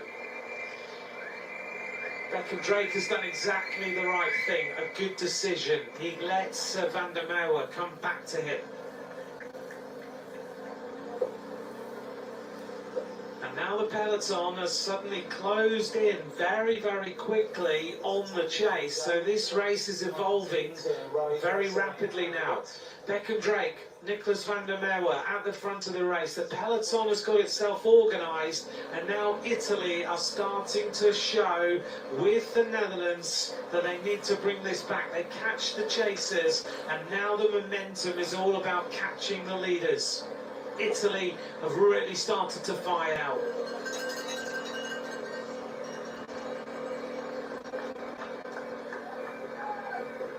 So Italy, the Netherlands, all of the front, Germany, Switzerland, Spain are represented as well, up towards the front of this group. But suddenly, that gap of what was over 2 minutes, with the loss of van der Merwe for a little while, means that the gap is down to 1:18 already. These two leaders, they'll need to up the pace a little bit more.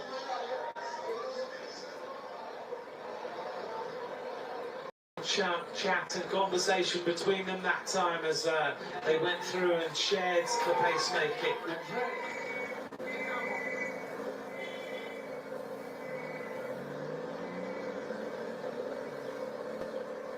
It's notable which nations are represented here at the front and which aren't. Max Gould is still up there for Australia. Another Australian rider just a little bit further back. Belgium represented, Sweden as well.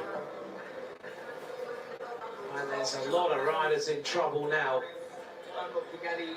Ashley Barry is up there for the United States of America, and a big attack here from Great Britain at the front.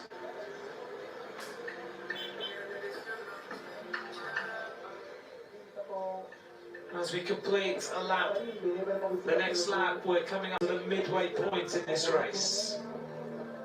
This time we'll have 4 laps of racing to go.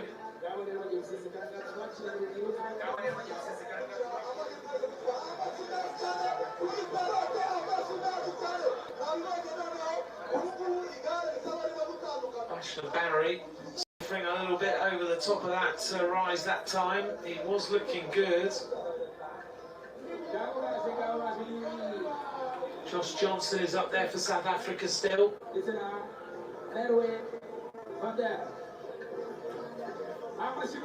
Coming up to 1.5 hours of racing.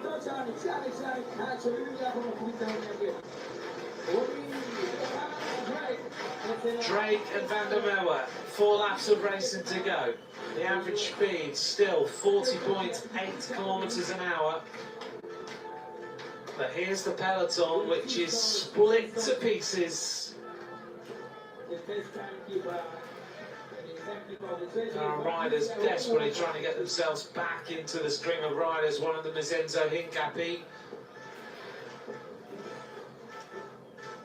And it looks like with a midway point, this peloton is suddenly going to diminish in numbers massively. The last time there's 83 riders in the front. France start to up the pace. It's a bit of a battle of survival right now. Josh Johnson is there looking comfortable towards the back. Eritrea still represented it here with Naom Ephraim. He's doing a fantastic job. So a bit of a stretch of the pace as the riders make their way across, but last time the gap was well over 2 minutes.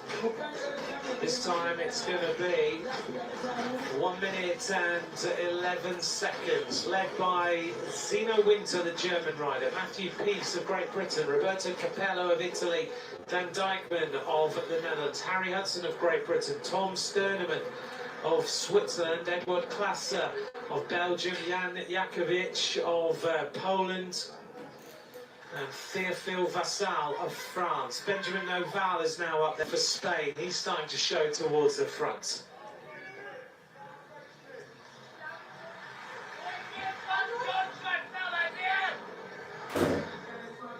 Let's get that bottle out of the road.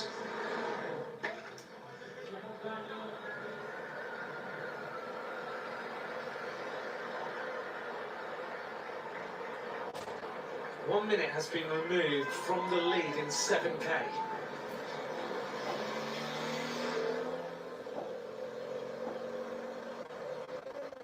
Johan Block stretches the pace. Sino Winter goes through. The Italian rider Capello is always at the front now.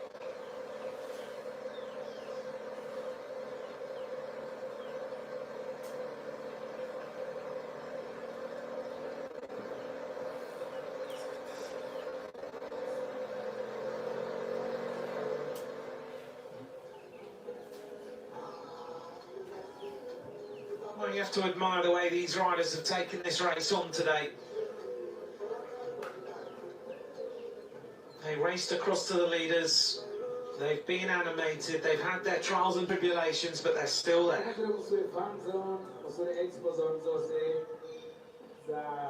UCI, the whole World Championship in Kigali 2025. You can buy a drink, a meal, or a souvenir. Please visit the fan zone and the expo zone. From home. Please visit. This is wonderful. Mukomera mashini munyarwanda, mukomera mashini Mulichinga Jackson.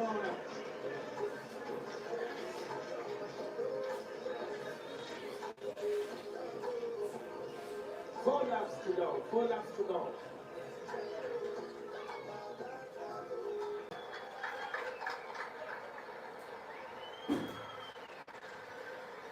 Welcome along, this is the Junior World Road Race Championship. It's quite a dynamic race so far and a lot is going on in the chase behind.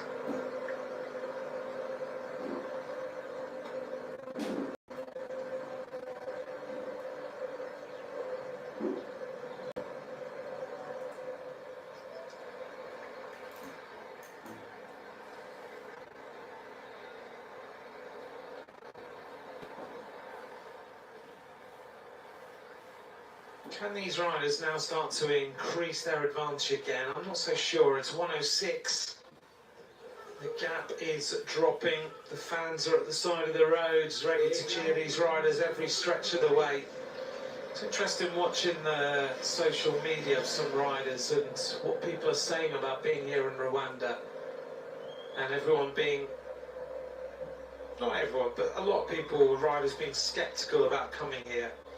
And actually what their experience has been of being here in Rwanda, how different it's been to what they anticipated.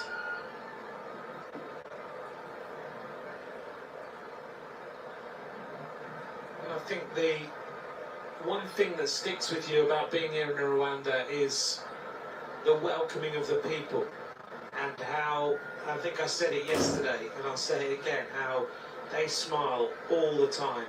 And smile at you before you smile at them. And how welcoming they are when you go and try and find dinner or coffee or whatever it might be. And this, the dancing and the drumming and the singing is just something that is part of life.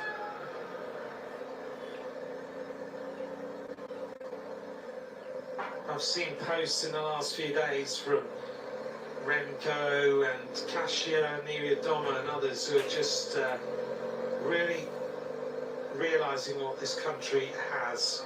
Yes, you have to deal with the hustle and bustle of the roads, and that's quite difficult for the riders to get out of the city and train, but once you're out, for them it is they're discovering these mountains, these areas, and being able to train in some different landscapes. This morning I was sitting at breakfast with a few people, including Katarina Nash, who is one of the best bike riders on mountain bike and cyclocross of her generation. They were going out for a gravel ride, which they were excited about, a few of them, because I'm sure the gravel racing around here must be incredible. Gravel riding must be just special.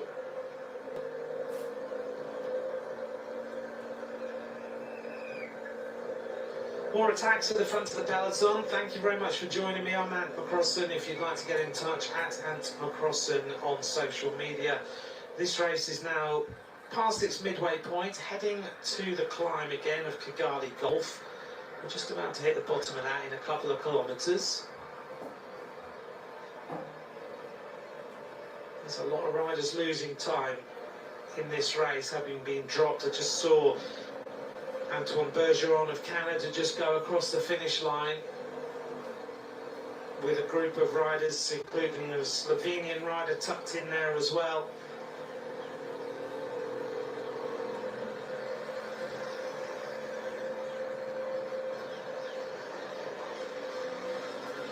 That time, the main peloton comprised 42 riders.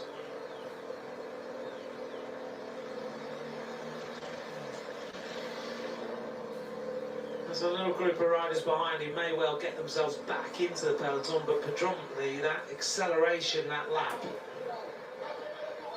kind of split the peloton nearly in half. Such was the acceleration, the attacks that happened on that lap. So we've gone from 98 riders in the peloton at the end of lap number 8 to 81 to 83. A couple of riders came back. So when we went across the line, the main bulk of the peloton was 44 riders. It's amazing how this race is just going out the back. It's just attritional.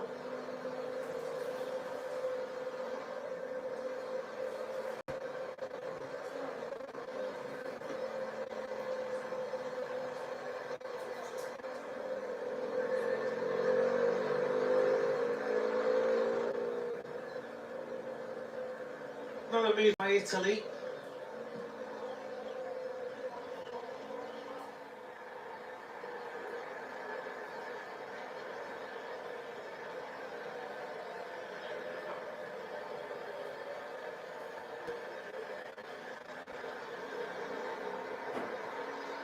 I'm hearing the names of riders being dropped. This is Beckham Drake. Getting through the gels in the back pocket, bit by bit. These two riders still believe that there's a medal opportunity up for grabs here for them. And now Italy start to move.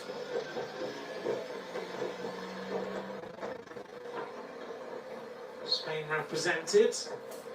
Italy just trying to go across, and another counter-attack from behind, including Germans getting in the mix. Yet again, Spain are represented. They are really dynamic today. The Spanish team's hopes will be on Benjamin Noval for sure, but they've got some very strong bike riders in here.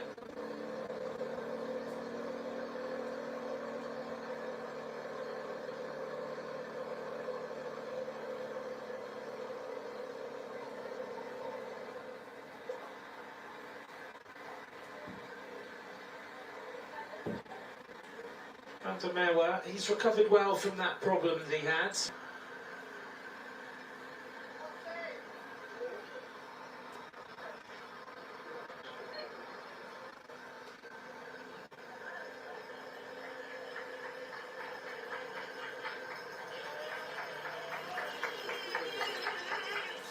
So the Italian rider at the front is trying to bring this group across now. There is this counter-attack starting to form. Spain are represented. It's Agostinaccio of Italy who started this little acceleration. Germany represented. Spain putting two riders into this group.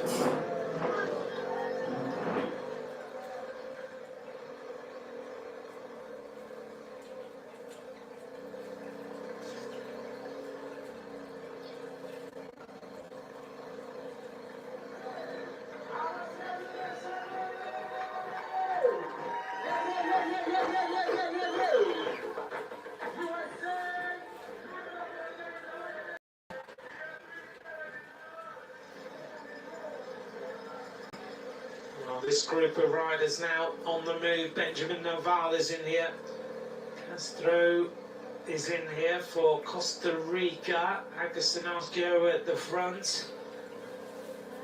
The two Spanish riders are in here. Cubillas and Noval.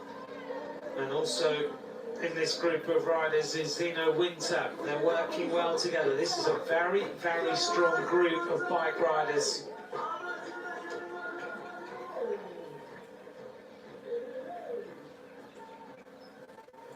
Agostinaccio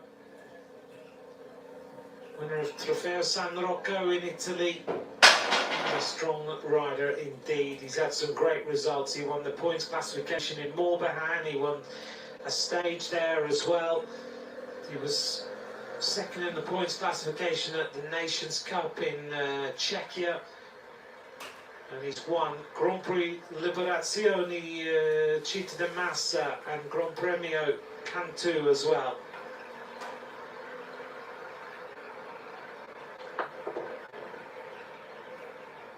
Only 33 seconds for Benjamin Drake and Van der Merwe at the front. They're starting to feel the pace a little bit, I'm sure. They'll start to feel the heat, which is accelerating all the time. They'll feel the altitude for sure. You can see the sweat on the back of the neck of Benjamin Drake. Now this is a good group because Belgium are represented now and Great Britain are represented in this group. So that means that the bigger teams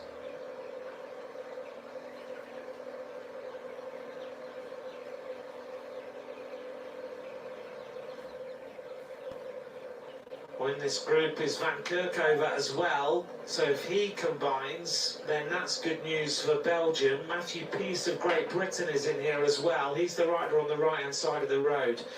So is Agostinaccio, number 11 Zeno Winter, also in the group Cubillas, Benjamin Noval. In the group as well is the Costa Rican Castro, and the two riders who've just joined, Van Kerkhove, a medalist in the time trial, and also Matthew Peace. So that group of riders have accelerated their way across now, and they need to think about going all the way across to the leaders.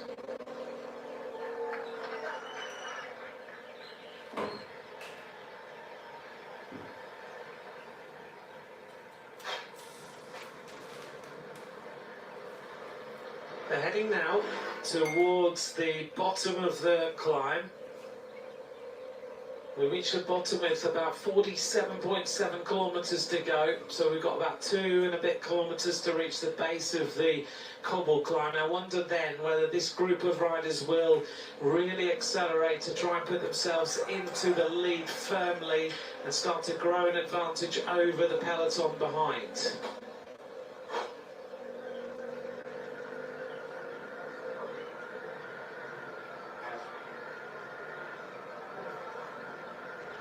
Well, there's some useful riders in that chase group, isn't there?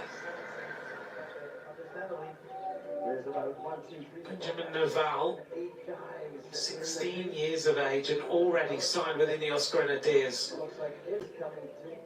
He's the rider that everybody has wanted.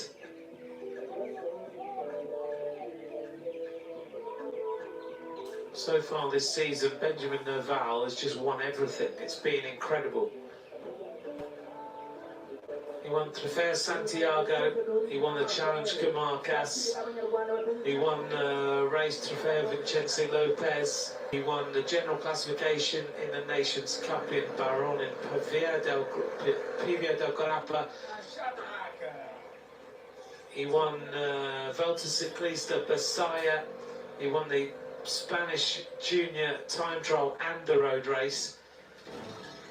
As our next rider drops, this is Goldstein. And here comes our Tissot car as Rwanda signing in for the U23. So Benjamin Noval, at only 16 years of age, just the hottest property in junior cycling.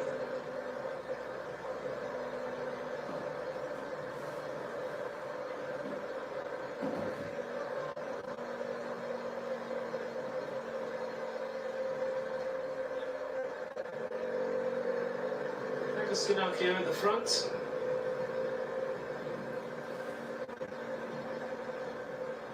Pushing the pace on. The peloton is only 33 seconds behind right now.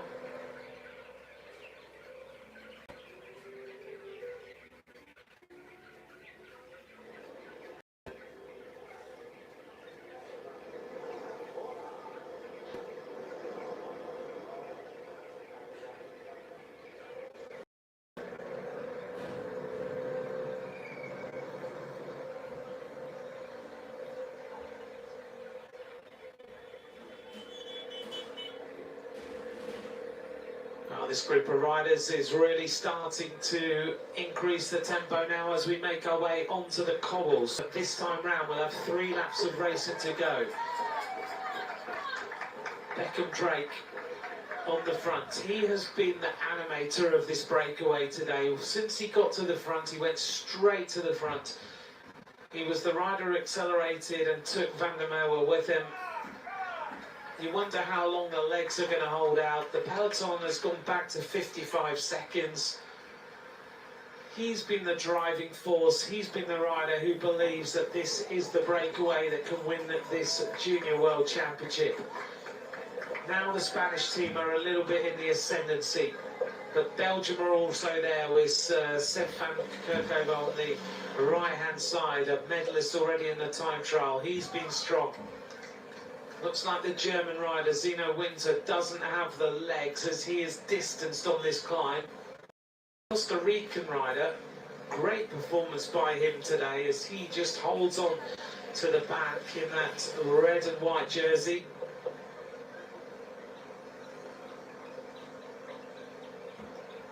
.9% gradient. The British rider Peace is making everybody's legs hurt now. He's looked good throughout the last couple of laps. Matthew Peace. He's had a great number of results this year as well. He won the race in Cantabria in Spain.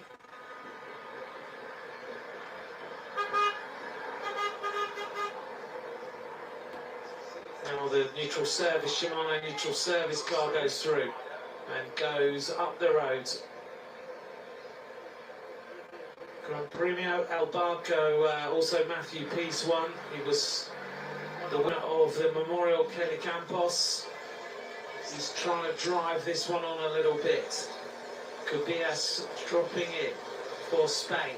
Benjamin Noval goes through to the front.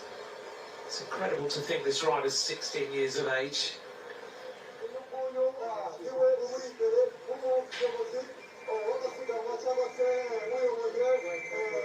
Castro of Costa Rica, right on the back of the group.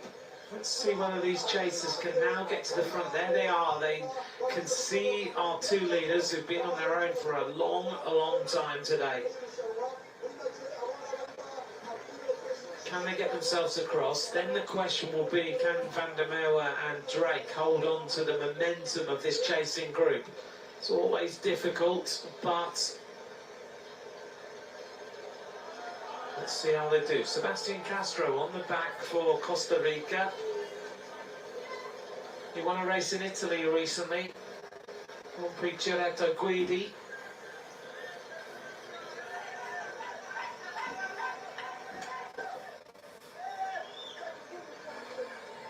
There's the peloton, or what we'll call what's left of the peloton, in the background, trying to come across, led by a number of different riders. Looks like there's a lot of acceleration from behind. Could be Belgium actually, who are trying to bring riders up. In fact, Poland, it's the Polish team who really now need to start to accelerate, and suddenly there are riders jumping on cross, trying to get into the slipstream of riders, realising that maybe the race has gone forward and this is the moment.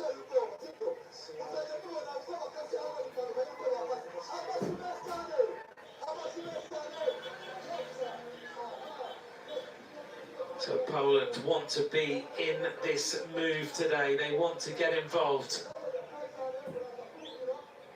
It's Jakowiak of Poland, the rider we talked about right at the start. He's had a bit of sickness this week, but he's feeling better. 17 years of age, rides for the feeder team of Bahrain Victorious. You can tell that with that white and blue helmet that he's wearing. So we come up to complete a lap, and this time we'll have 3 laps of racing to decide a Junior World Champion.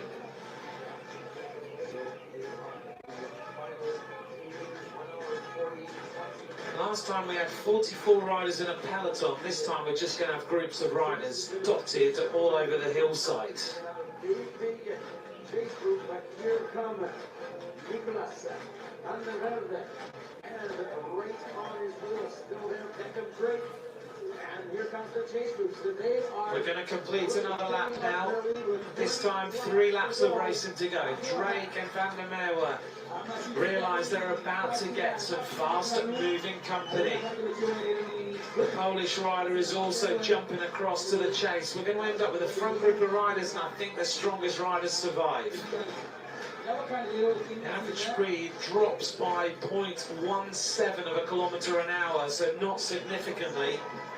They have really fired the whole way through this race. Italy trying to get on terms. Eritrea still represented in this race by Naom Ephraim. What a ride he's doing.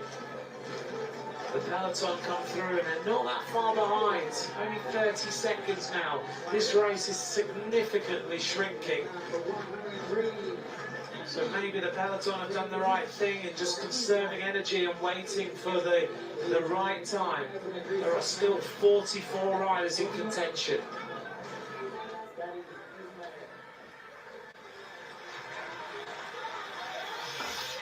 Through the feed. Drops a bottle, the Canadian. That's not good news.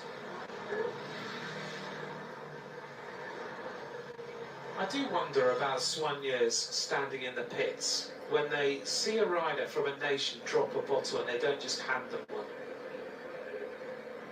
It's something that we've talked about a lot in commentary about, in particular in Grand Tours links, where you just see soigneurs refuse to give a rider a bottle.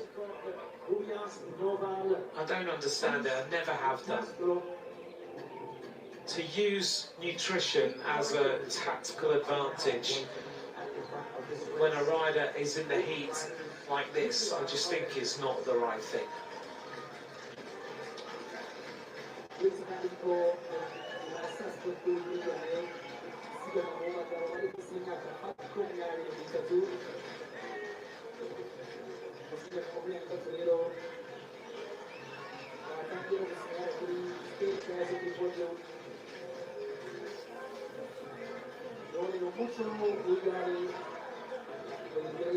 Some lovely slow motion shots. The peloton that time across the climb was led by Roberto Capello, again of Italy, Karl Herzog of Germany, Naom Ephraim of Eritrea. What a ride he's doing today. He really is looking great for the African nations. Mats van den Einde of Belgium, Tom Sterneman of Switzerland, Calderon of Colombia is still there, Harry Hudson of Great Britain, South Africa's Josh Johnson, he's doing a wonderful ride today as well. Ashton Barry is still up there for the USA.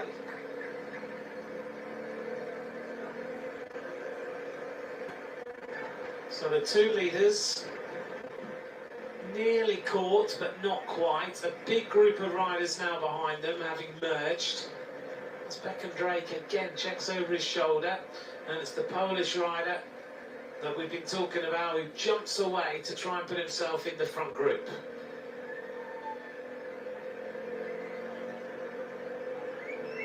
Jan Jakowiak was 7th in the individual time trial. With that little bit of sickness going now, he's clearly starting to feel so much better.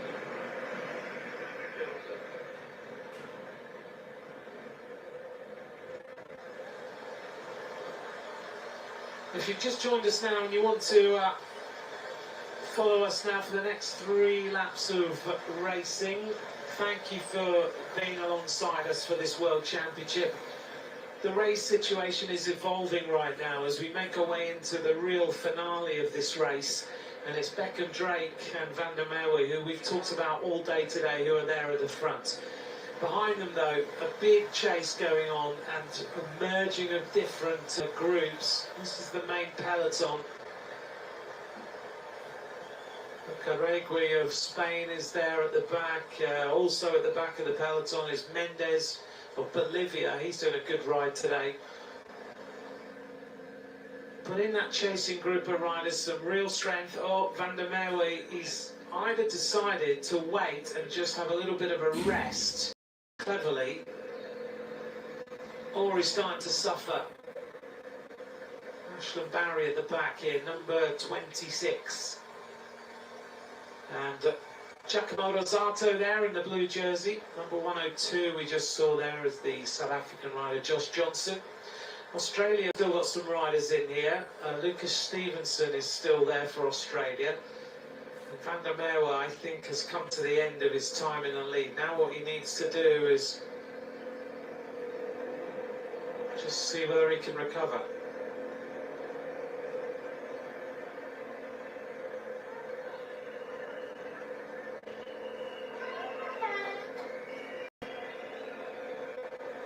Looks like Van der Merwe might be cramping up. Laurent Blanc at the back here for France.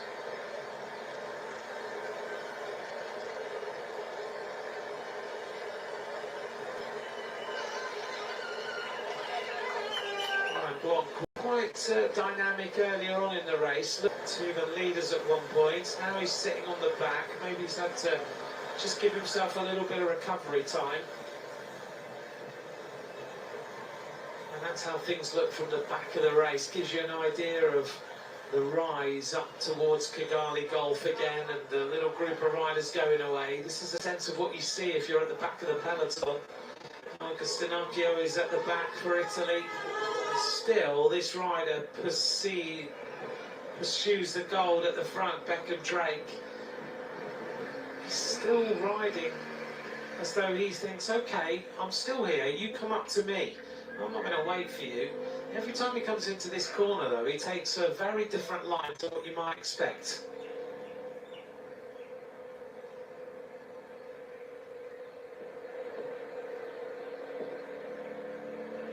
We really are ticking through the kilometres now.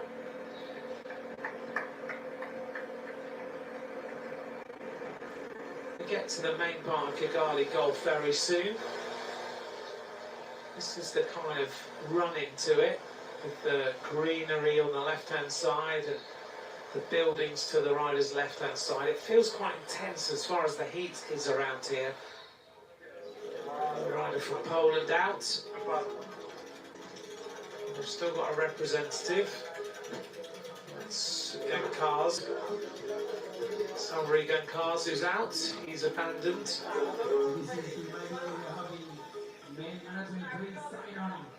Please welcome Team South Africa.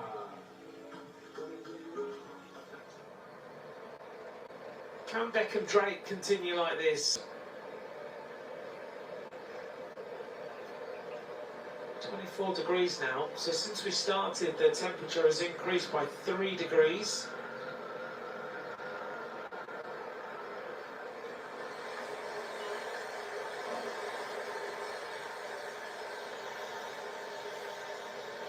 Italian rider just sitting in the wheels now, not prepared to do any work. He's done a fair amount of chasing.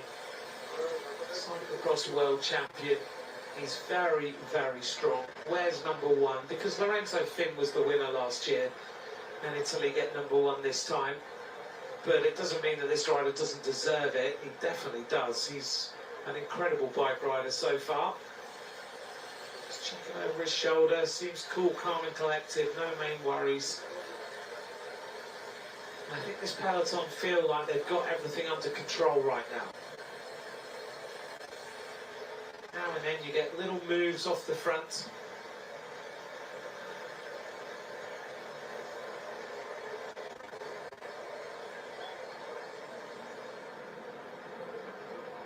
He's back in time trial mode. You can see the little touches on that skin suit to give him as aerodynamic a skin suit as possible. The little panels that are thoughtfully created to create the turbulence and the air across the back. Kind of smooth lycra on the back, more ribbed on the shoulders and down the sides. So much testing goes into these skin suits now.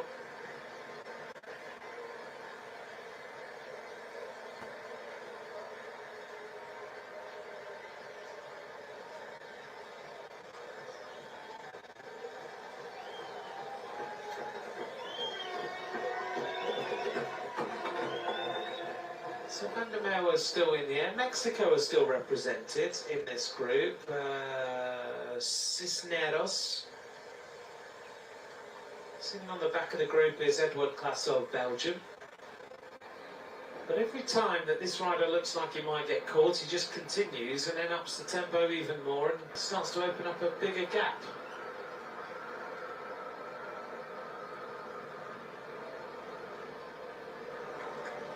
Number 2 we can see there, Capello. He's done a lot of work today, Roberto Capello.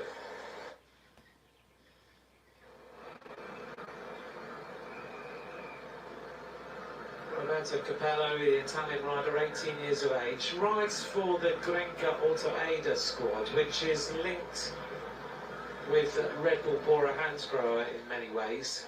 6th in the individual time trial, Capello. Oh, Drake leading it over into that turn. Again, when we look through the Palmares, the list of wins of these riders, so many of them have got some great results and won a lot of bike races already this season. Going to Kigali Golf, we're going to reach the top of this climb at 36.1 kilometres. Beck and Drake, just taking a little look at the blackboards, and for those of you who've never watched a bike race before, this is the way that the riders, if they don't have race radios, the gaps are communicated, and basically that bike will take information from Radio Tour that we can hear. But they'll also do their own time checks. They'll stop, they'll literally use a stopwatch and see a rider go past, then the peloton go past, then they'll work their way up and they'll show, oh, Van der Merwe has now got another technical problem. That's a shame for him. And Vassal has got the same. Vassal comes to a standstill.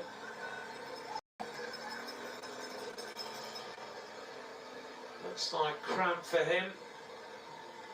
Dylan Sage is about to be dropped as well for Great Britain. Just in front of him, Zeno Winter, who's been quite animated in this race.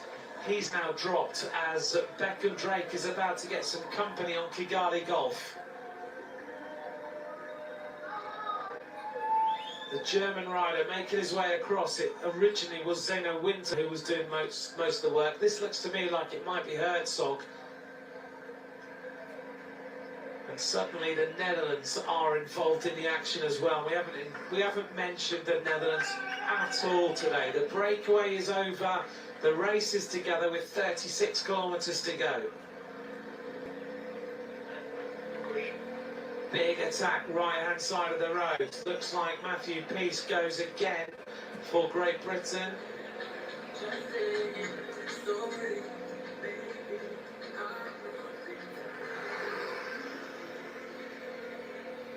This might be Harry Hudson, who's just gone on the attack. Another big move as Great Britain try to be in the ascendancy now.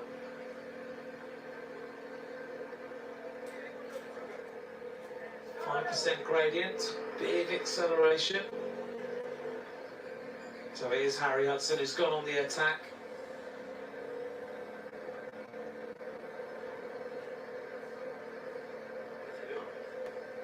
Harry Hudson looking good here as he goes away.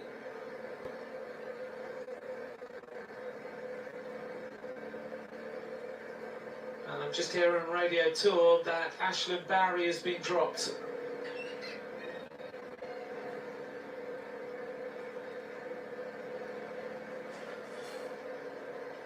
Harry Hudson comes from Yorkshire. He rides for the Yorkshire team. This rider looking for a bottle, needs something. Gets one from the soigneur at the side of the road, gets rid of the gel, doesn't want it. Just finished second in the British Gravel Championships in the junior race. He won a stage of Cantabria. He was second in the junior race of South Wales on a stage as well. He's had a very busy season. Won a race in France as well, in the All Alp. Good climber. And going out the back now, his teammate without momentum. This is Dylan Sage. In fact, as he coming back, he was dropped on the last climb. He's having one of those days, Dylan Sage, isn't he?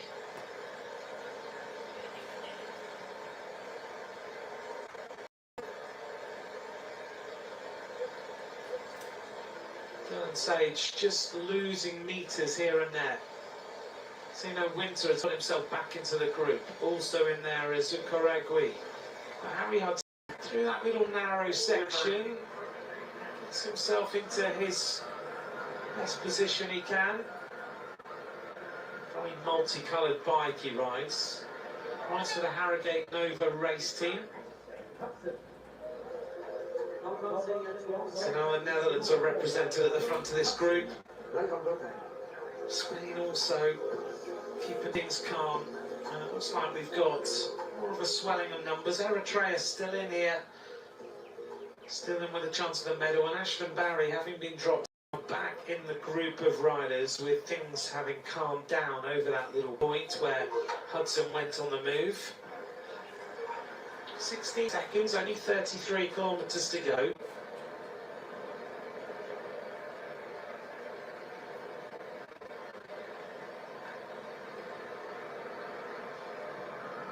Very good cyclocross rider, Harry Hudson. As we mentioned about the gravel race, he's the British cyclocross champion.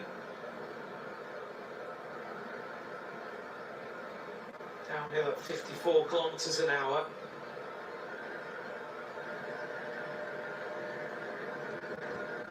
And some good speed going.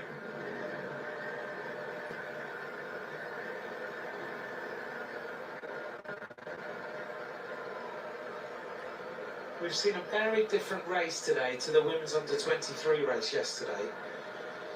Yesterday it was all about a peloton, riders going out the back. This time we've seen a much more attacking race with a group of riders being off the front. Well, Namibia are also represented with Roger Surin in this group of riders. Some of the African nations have got some good representation. Namibia in here, Eritrea, South Africa, Mauritius, all in this front group, or this chasing group of peloton.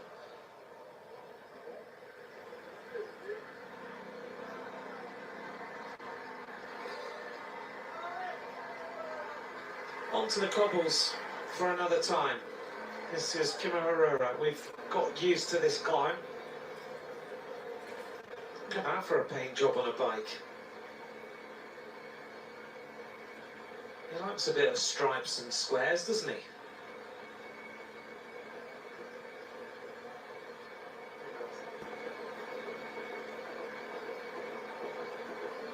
The Harrogate Nova race team, a group of junior riders. 6 of them in the squads. But predominantly in the Great Britain programme. They've got some great guidance, haven't they, now, with the likes of, you look around their coaches, and they've got Matt Brammer, who was a pro rider in the World Tour, Chris Newton, and then you look back and they've got Soigneurs, who you know have been ex-bike riders as well. There's got a great setup. On the back of the group, Dylan Sage has fought his way back. The Australian rider there, number 40, Max Gould. We've seen him attacking today.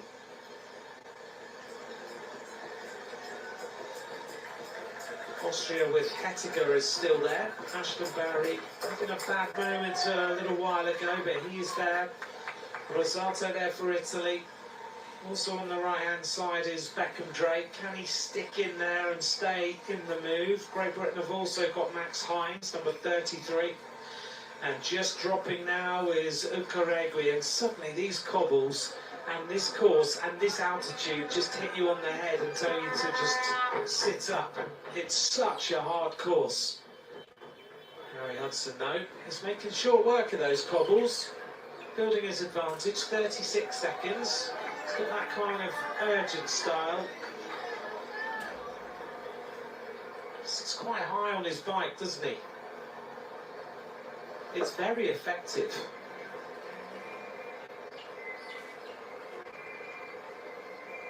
Maybe not the most aerodynamic style you're going to see, but when it comes to sitting on these cobbles and just forcing the pace, he does look good.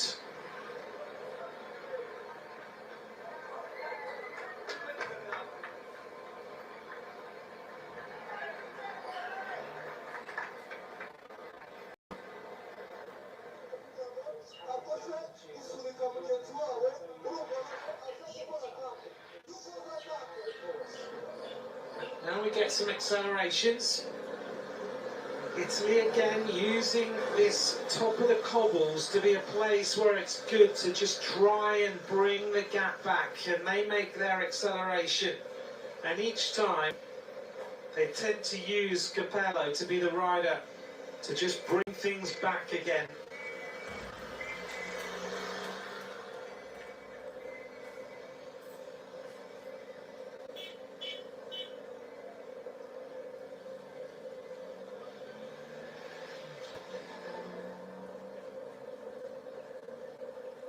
So a big move here. Germany still got many riders up there.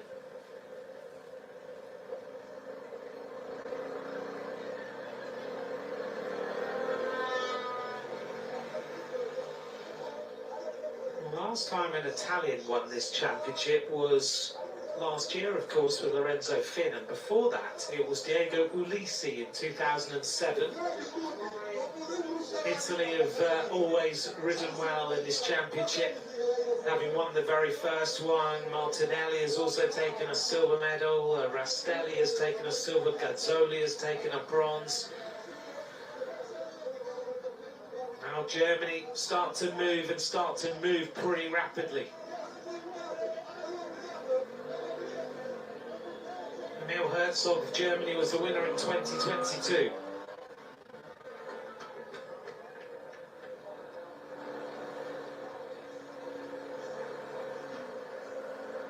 So a big acceleration now at the front.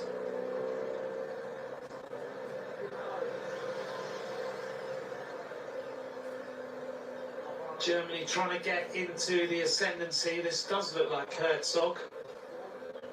Emil Herzog was the winner, of course, before. That was his brother.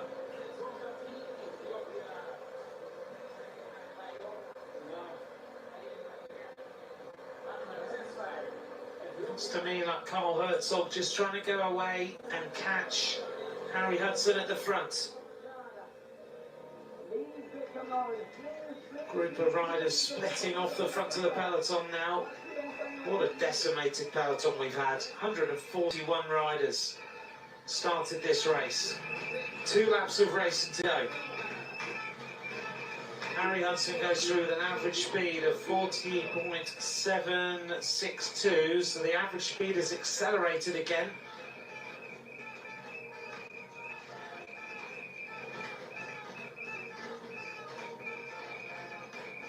And here's the peloton. Belgium look like they're not prepared to do any more work at the front of the race. Great Britain are blocking it as well. They're quite happy with Great Britain being up the road.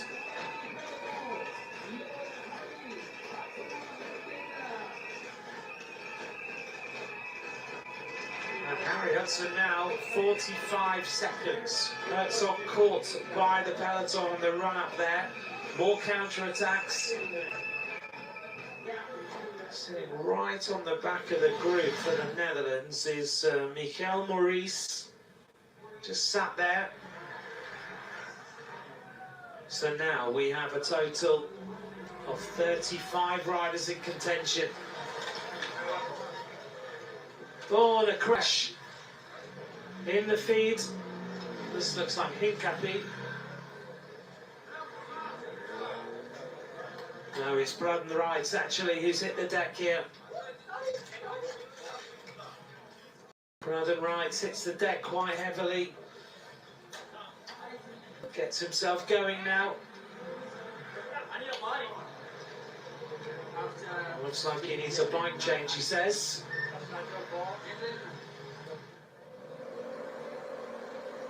So Braden Wright, he's been riding really well in this race.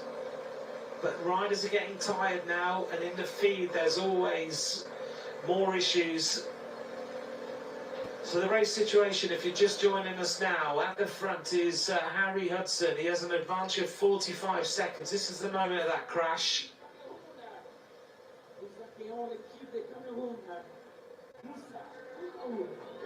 Just trying to grab a bottle. It's chaos. Ice, gels, bottles, bike riders.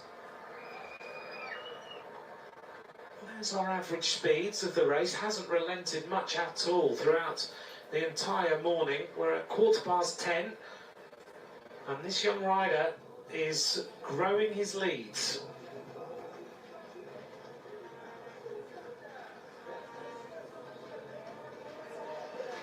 Faces on some of these riders, they know they're in an absolute battle for this world title, and whoever wins this is a very well-deserved victor.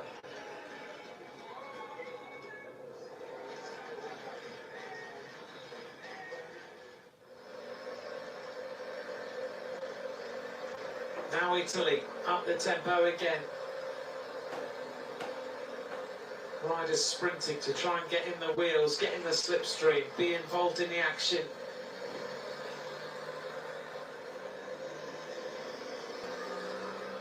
Germany go through to the front, the Netherlands also there. Netherlands suddenly have got two riders in the right move. Sweden are represented in that move as well.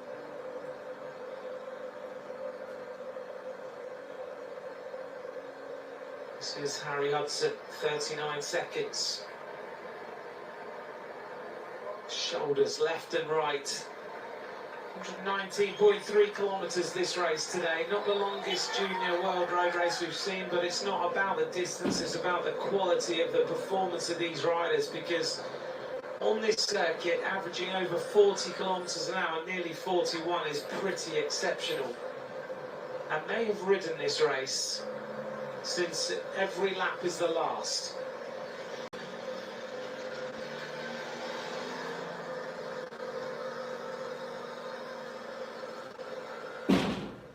There's a little screen on the right. This is where we are as we progress our way towards Kigali Golf for the penultimate time.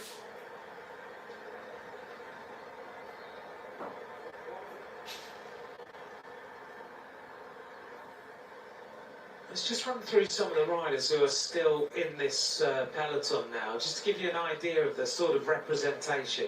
Herzog of Germany, his brother's won this title before. Benjamin Noval is there. Stefan Kirkhover, the Belgian rider who won a medal the other day.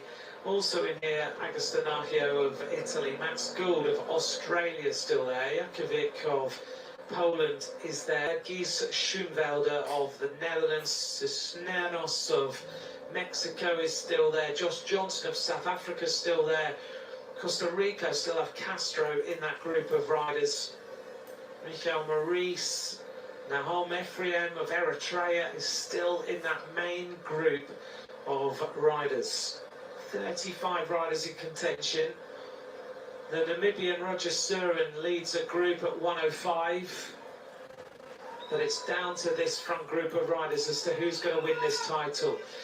America have got Ashton Barry, Beckham Drake and Braden Rice if he gets back in. Canada have got Ben Moran. France are still represented with Johan Blanc, Son Rouge. So there's still many representatives of different nations. Max Gould, I think, is the solo. No, Lucas Stevenson is also there from Australia, so they've got two riders in there too, and they're staying calm and staying out of trouble, which is potentially the right thing to do with so much going on.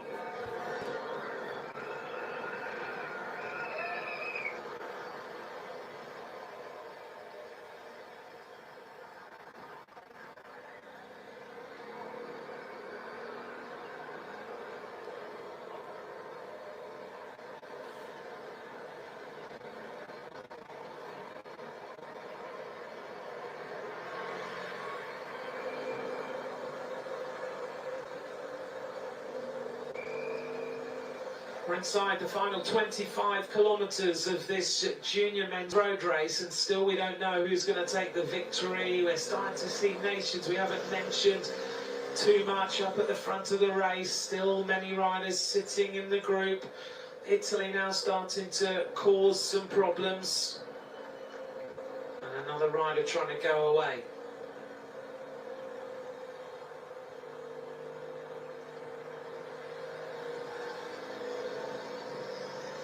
Looks like Dan Dickman of the Netherlands at the front. Dan Dickman, 17 years of age. This gap is coming down very, very quickly despite of Harry Hudson, but he's doing a good job for his team, bearing in mind he's still got two other riders in there. So Great Britain don't have to chase. Max Hines doesn't have to do anything. Dylan Sage, I think he's on his bit of his last legs, but you just never know, do you? But Hines has had a good race so far.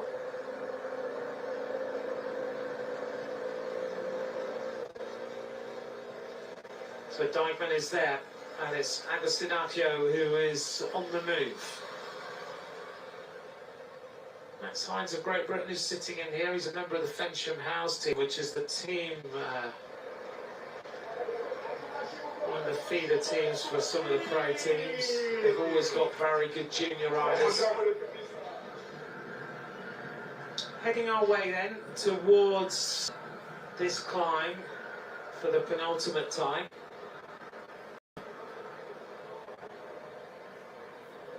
It feels like the roads are fast and flat this section, but they're not. You start to really feel the gradient. We get to the bottom of Kigali Gulf at 21.8 kilometres of racing to go.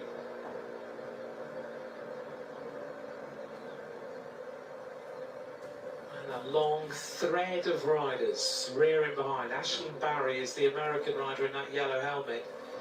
He's been suffering, but now he goes to the front again. Riders are kind of ebbing and flowing in how they feel during this race.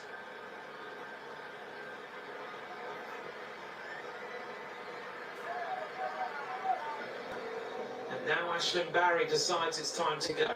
Checks over his shoulder, flicks the elbow. Only 16 seconds is the gap.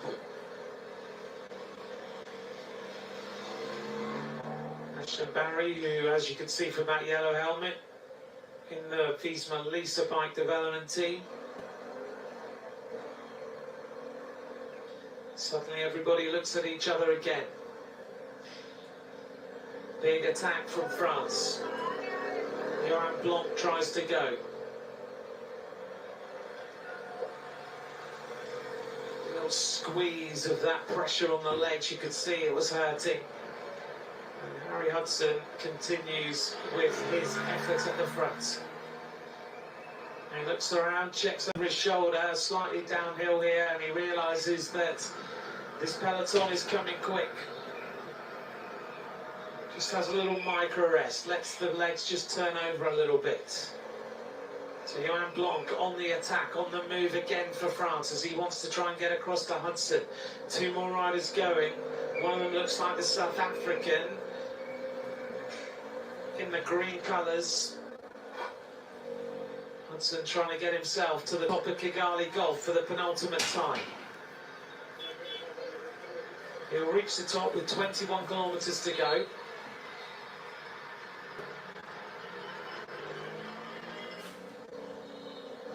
Johan Blanc stretching this race.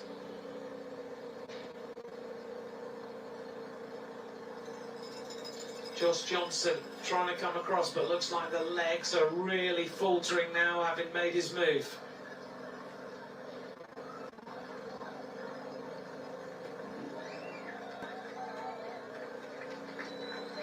Johan Blanc has always been in the structure of the Groupama FDJ squad.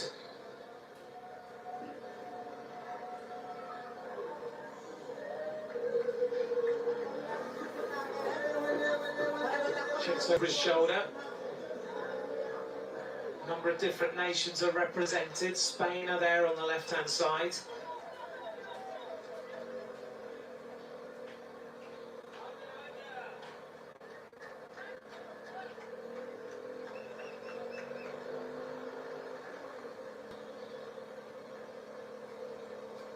And we're just hearing a number of distance, including the two Americans, Ashlyn Barry and Beckham Drake.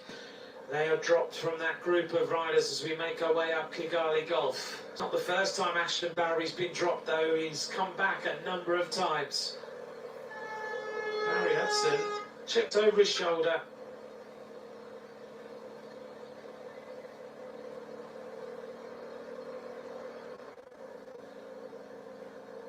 I think he feels like he's still got good legs, and if he can get riders to come across, then it would be a good move for him.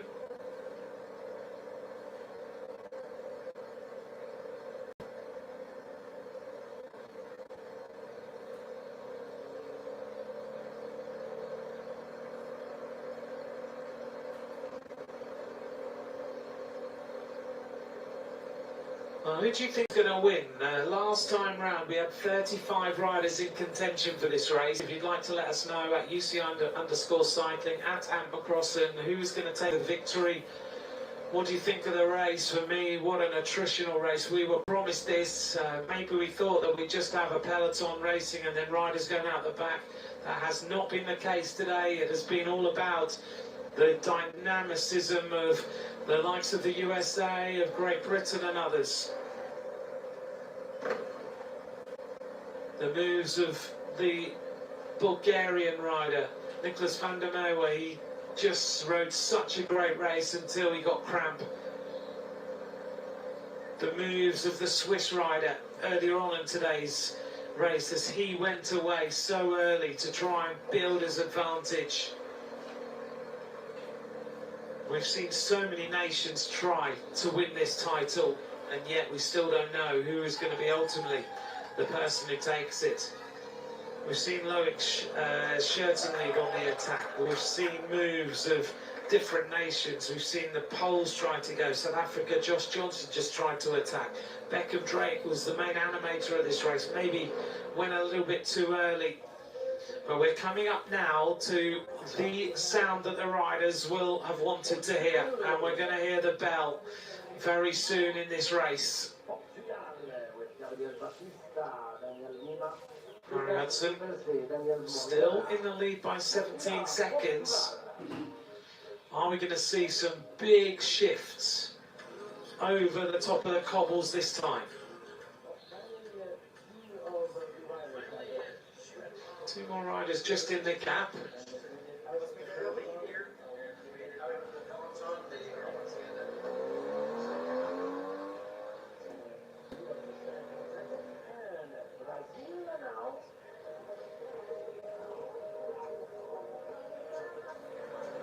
Well, it's Capello who's on the move now, and Cubillas of Spain. These two riders joining together to try and go away and get to the leader. This could be good news for Hudson.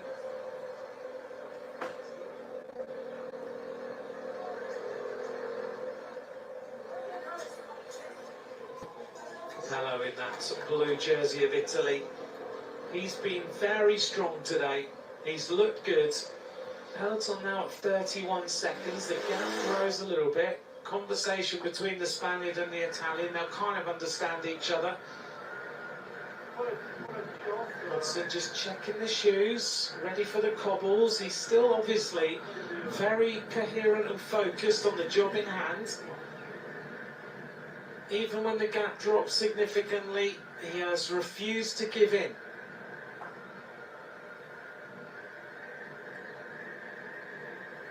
You can hear the wind whistling through the camera mic at the moment as we go very fast downhill.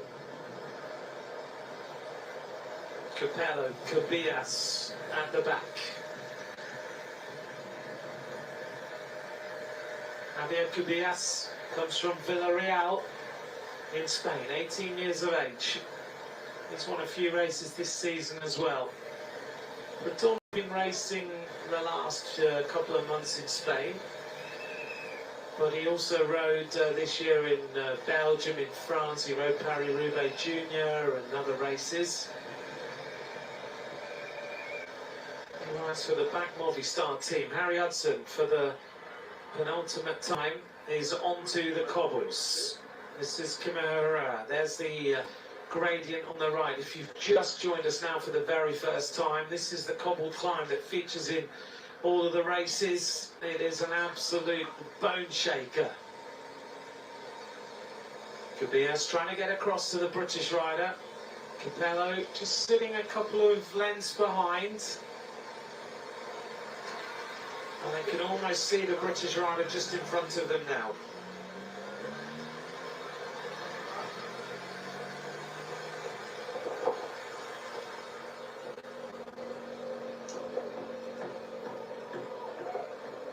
Hudson, funded by the Dave Rayner Fund, which is a well-known foundation in the UK. It was named after Dave Rayner, a former professional bike rider who was killed in an incident in a nightclub in Yorkshire one night in the winter season. And his family decided that rather than just sit back, they decided to set up a foundation called the Rayner Fund, where it's now known as the Rayner Foundation, where they tried to fund young riders' dreams of making their way to Europe and to become professional bike riders. And they have funded so many bike riders, the likes of Adam Yates, Dan Martin, Harry Hudson is one of the current ones. It's incredible how many riders they've helped. Just that little bit of funding that made the difference between continuing their dream or coming home. That's the difference the Rayner Fund has made.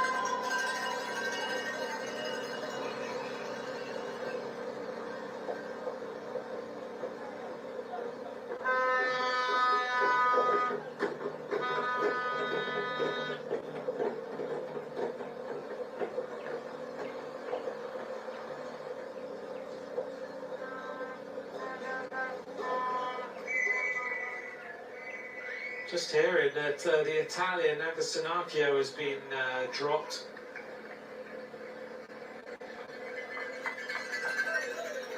So as Harry Hudson continues as the alumni of the Dave Rayner Fund, other riders include David Miller, Charlie Wegelius, Matt Brameyer, who's the coach here of the Great Britain team, Nicky Brameyer, of course one of the top cyclocross riders in the world, Dan Lloyd, and many, many others. Harry Hudson continues to push.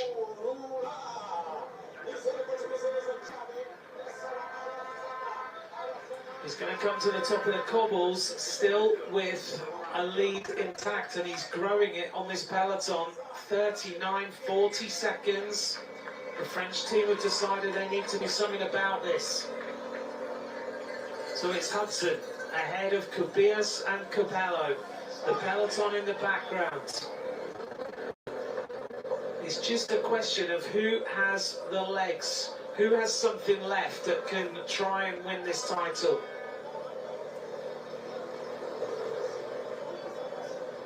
It needs a team to throw everything at this who are not represented in the front. The likes of France, the likes of the Netherlands, Germany. But there's also not many riders left with multiple riders. Now we get Australia starting to up the pace. They, I think, have got 2 riders left in here. Eritrea have 1 rider still in the mix. So Australia starting to up the move and bring this race back together if they possibly can. They've decided that it's time. 45 seconds to the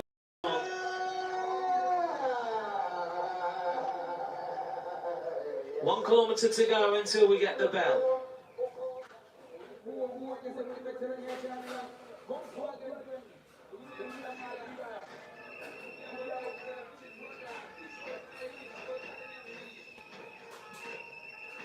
First run in 1975. This next edition of this World Championship Junior Road Race is coming to its conclusion.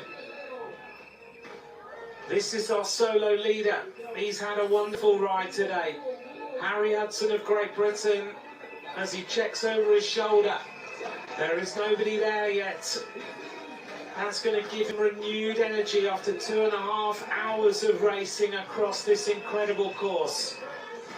The last lap, the bell goes. Hudson is the solo leader.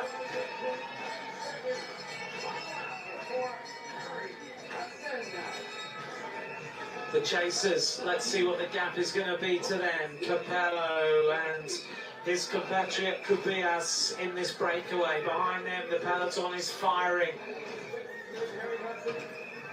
Hudson is going to have a gap of what, maybe 30 seconds, maybe a little bit more. His average speed has not changed, 40.792. He's actually up the average speed on that lap. 1 lap of racing to go for the duo who chase. 34 seconds. The peloton is now coming across the line at 40. It's still anybody's race. Going across the line in the front, Johan Blanc, Benjamin Noval, Matthew Pearce, Jan Jakovic, Carl Herzog is still there, Max Hines. Also near the front for Australia, Max Gould and Lucas Stevenson. Ashton Barry has fought his way back into the peloton. Dan Dijkman of the Netherlands, Nahom Efreem of Eritrea. Also in there is Calderon.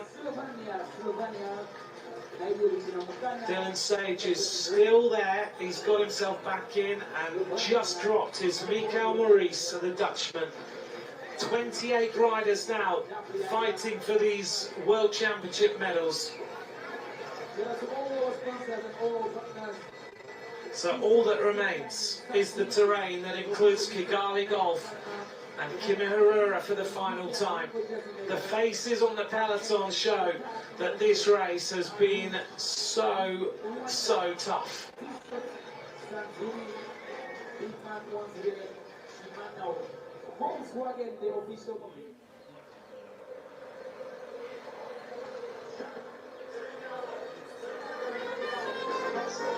So the average speed of that lap, 41 kilometers an hour. He's picked up the average speed to 40.792.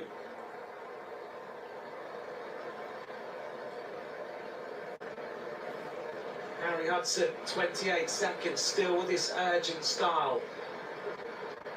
Rocking and rolling a little bit, just checks across. 50 kilometers an hour he's almost at as he tries to get every last little bit of juice out of those legs. This is full commitment. He's got 13 kilometers of riding to win this world title, and behind him the two chasers look to me like they are losing heart and losing motivation. They don't have the same urgency, they don't have the same push that they had before. Capello goes back through to the front. The peloton is lined out. There are little groups of riders firing off the front.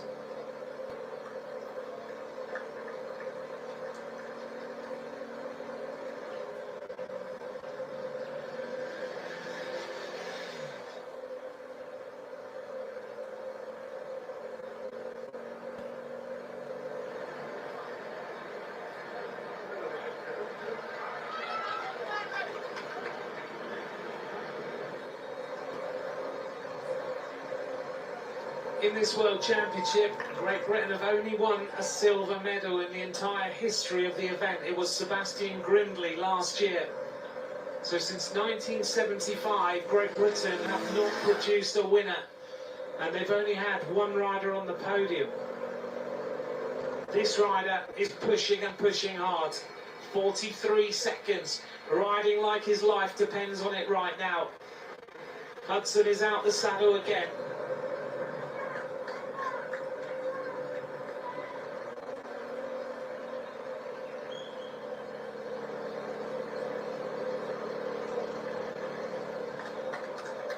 He's a junior national hill climb champion as well, Harry Hudson. He comes from Sheffield in the UK, in the north of England. Can this rider bring this home? Well, right now he's got 43 seconds.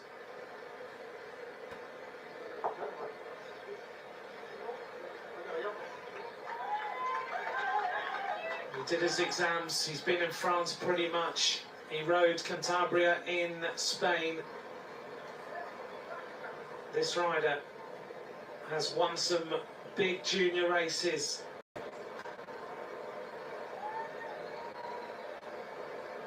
He rode very well in France in Val-Rome, which is like, some people liken it to a junior Tour de France.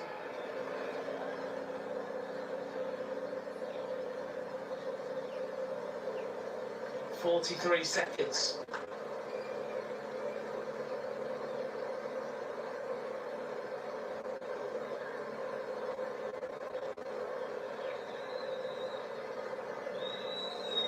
This rider has won races solo before. There's a very well-known race in the UK called the Sequel Classic, which is an on and off-road event where you ride kind of unmade roads, a little bit like Trobro-Leon or Paris-Tours. And he soloed that 40 kilometres and won it. This rider has been known to do this before.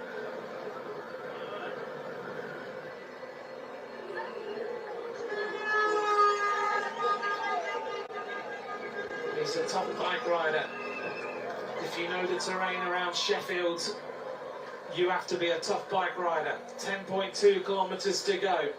Harry Hudson is still on his own. 18 seconds to the chasers. 45 seconds to the peloton now. And this British youngster right now is almost at the base of the final climb, the final climbs of the day. At 6.7 kilometres, he reaches Kigali Gulf. You can see he's tired. You can see how much effort he's putting in. The bike is moving around, the shoulders are moving around, but he still has great momentum.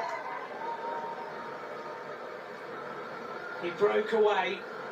Oh, it was a long time out, wasn't it? What, 35 kilometres to go, I suppose, maybe even further, Hudson went. But right now, the peloton need to start to worry.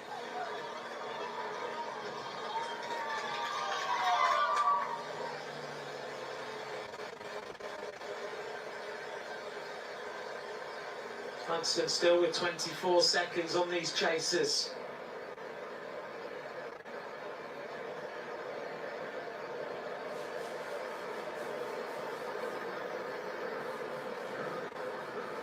"36 kilometres he went away, Hudson.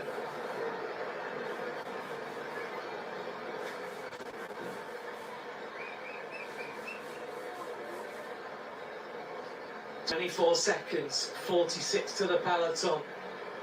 He's a good climber, and that could help him, as we know, on these final rises.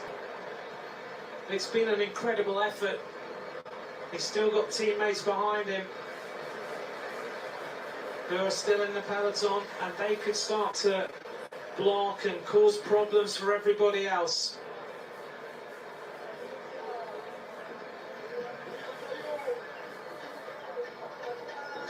I'm sure his Harrogate Nova Club are absolutely going wild right now. This rider is still solo. The peloton we haven't seen for a little while are at 39 seconds. Now we get a bit more urgency from Capello and the Spanish rider who's with him, Cubillas. They lean it into the right-hander, 19 seconds. Need to move that motorbike to the back of that chase because it shouldn't be in the front because it's helping that chase way too much.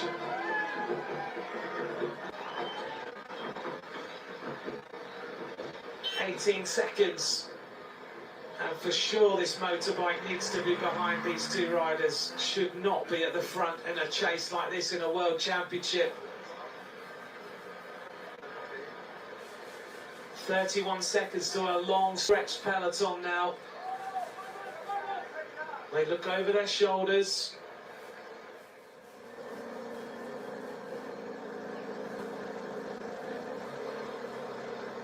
And now there is an acceleration from behind. 7.5 kilometres of racing to go.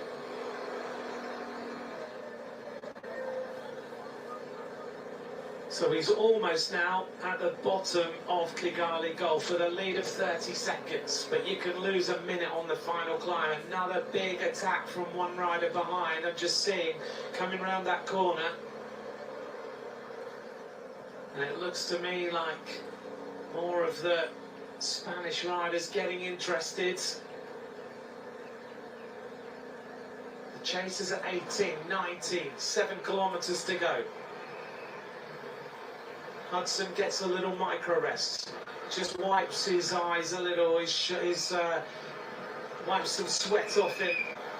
eases himself into the next turn. He's at the bottom of Kigali Golf for the final time in this World Championship.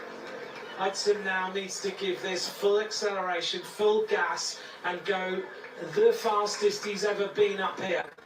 14% at the bottom, and he makes short work of it. This is a magnificent effort from this young British rider to try and give them their first ever gold medal in the Junior World Championships for men.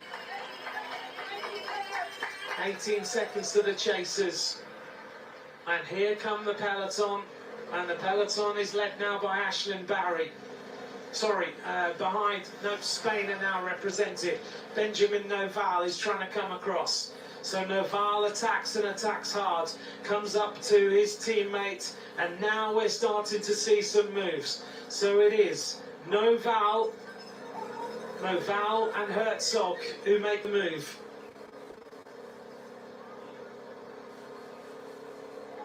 Well, Noval, one of the race favourites.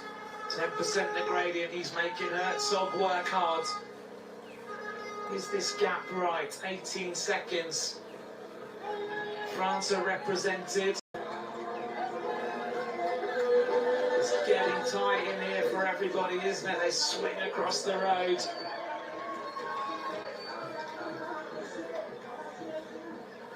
Only 6 kilometres remain, and Noval is ripping his way up this climb. And he's getting rid of everybody. And now there's only 2 Spanish riders left behind.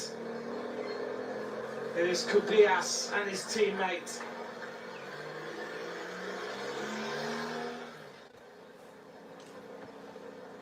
And one French rider coming across now, and that looks like Johan Blanc. They flick the elbow.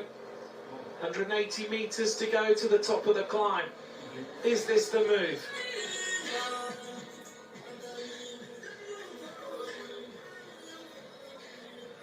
Over the top of the climb for Hudson. Now he needs to really fire his way down this next section to the cobbles. He'll reach the bottom of the cobbles at 2.4 kilometres to go. Gets a bottle, pours it over his neck, tries to cool himself down. That's the final bottle of the day. Now he needs to concentrate. Now he needs to give himself every single opportunity. The 2 Spanish riders, are they going to work together or are they not? Noval asks Cubillas, help me out here. And this motorbike definitely should be behind these riders. Cubillas and Noval with Johan Blanc. 15 seconds now. Noval's asked Cubillas, I think, if he can just empty the tank and give him as much as he can. Noval goes through. Johan Blanc is in the wheel. 13 seconds, we're being told, is the gap. Noval accelerates again. He wants this gold medal at 16 years of age. They go through and pass the Soigneurs again for the final time. Noval is getting animated and getting annoyed. Wants Blanc to ride, but Blanc has been attacking all day today. So the race situation now, Harry Hudson, behind us Cubillas, Noval of Spain, and Johan Blanc of France. 2.5 kilometres to the bottom of the cobbles as Noval attacks solo now. 30 seconds to the peloton. Noval really ramps it up now. Benjamin Noval going for glory. Johan Blanc trying to give France something here. We're not far from the cobbles. 2.2 kilometres to go to the final climb. And Johan Blanc right on the back. Noval looks around. Are these 2 riders going to ride together? Harry Hudson is still solo. 15 seconds is the gap. This is what we'll call the peloton. All that's left. Italy are represented. Eritrea are represented. Is someone going to give this full gas over the top of the final climb and clinch this gold medal from nowhere?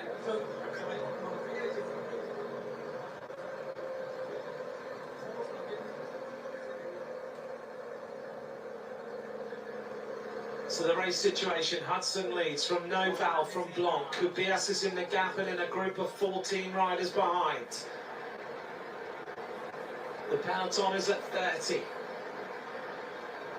Hudson has refused to relent since he went on the attack. He's got 3.5 kilometres, most of it is a very painful uphill. Oh, and Noval crashes. Benjamin Noval hits the deck. Game over. Oh, the dreams of gold have gone.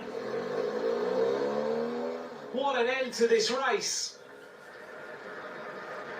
Hudson now 600 metres from the cobbles and the final test. The final test of this race. I cannot believe that Benjamin Noval has hit the deck. An incredible end to this World Championship road race. Noval looked like he was the rider who may well be able to carry himself across to the cobbles and take Harry Hudson's lead back. Hudson turns left. He'll look, he'll start to feel any moment now the rumble of the bulls, and all he will have to do is keep the power and keep the momentum. We don't know what the time gap is right now. Has he got the legs to carry himself to this final tarmac section and then the run up to the top? 10 seconds now for Hudson. This gap is diminishing quickly to Johan Blanc of France. 30 seconds now to the peloton. Can Johan Blanc of France close the gap on this British rider?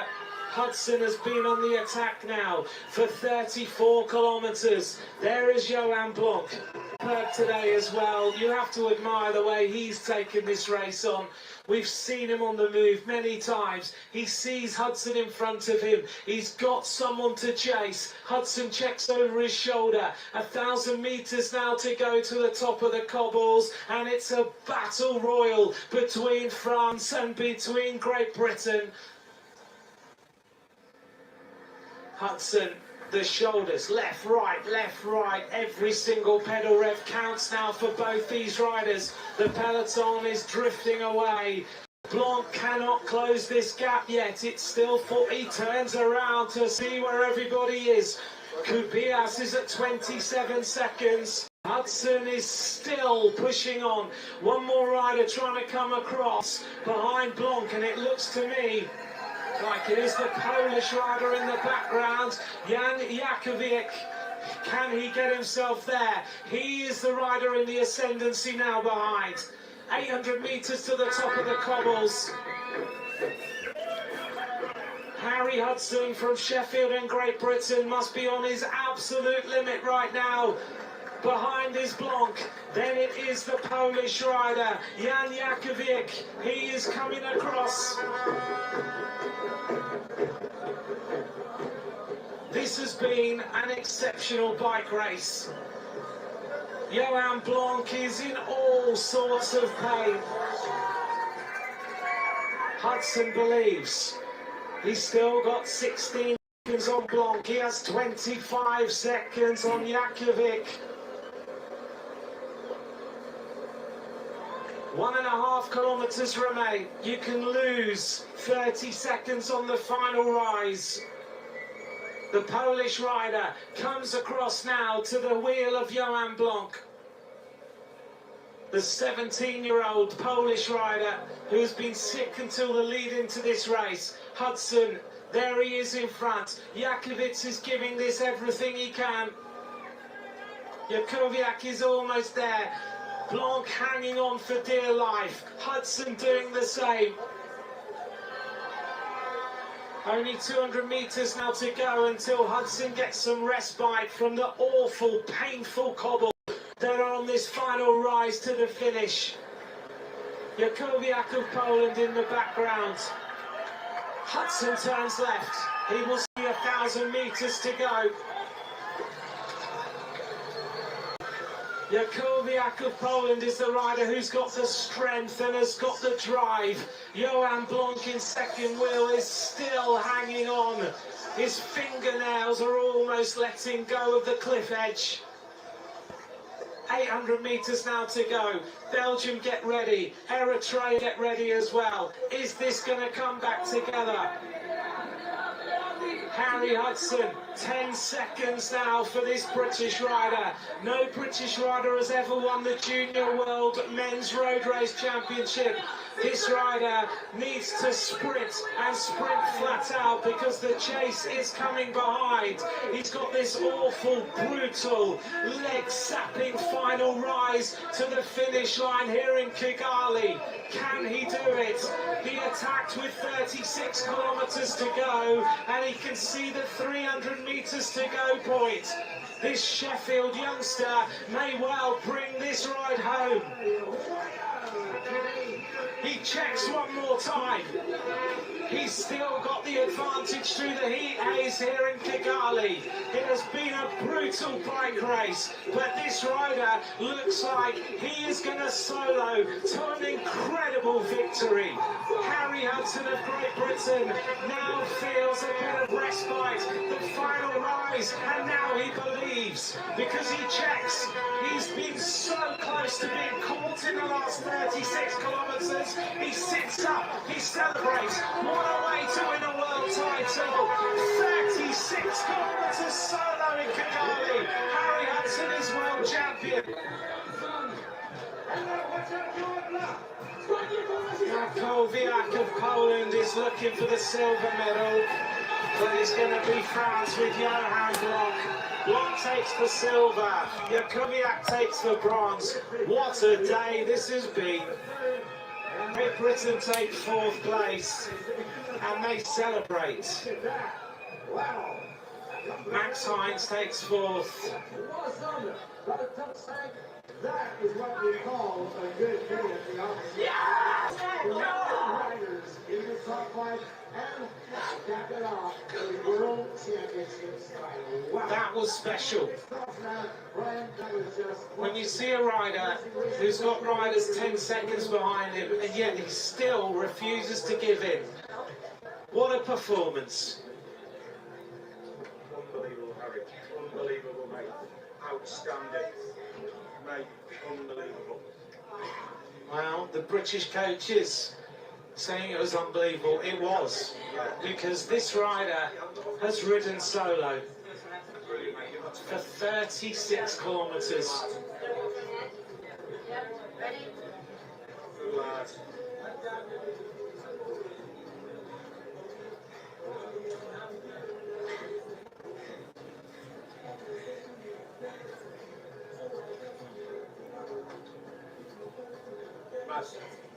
What a finish.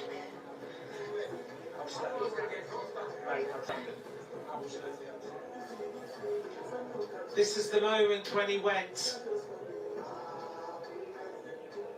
He just looked and he believed and he went solo. And he's done this in races before. His favourite attack seems to be around 40 kilometres out.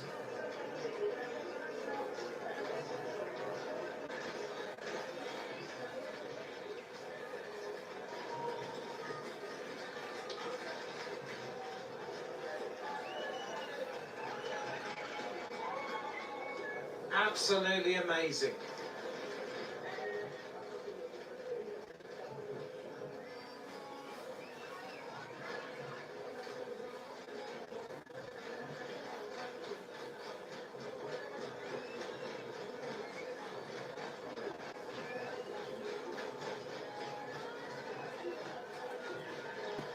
What came down to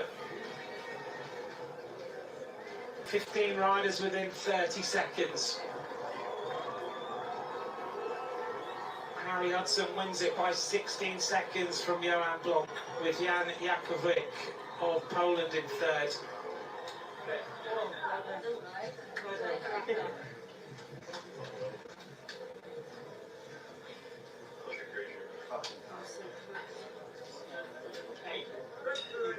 Great Britain get first, fourth and fifth.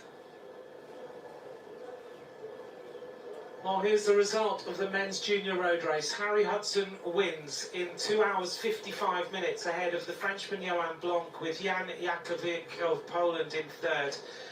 Great Britain take fourth and fifth with Hines and Peace, Belgium in sixth. Then it was the top 10 made up of the rest of those riders you can see.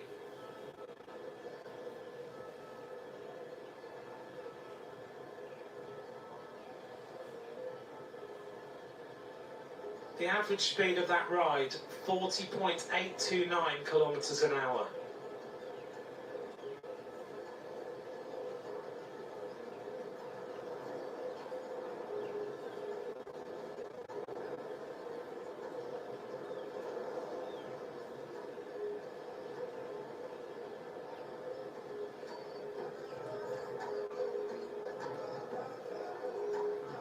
And we wait to hear from Harry Hudson now as he makes his way to the podium. I think everybody, no matter what nationality they are marvelling at the way that this youngster won that bike race. I think we're just going to go through the next one. We're going to have to do that.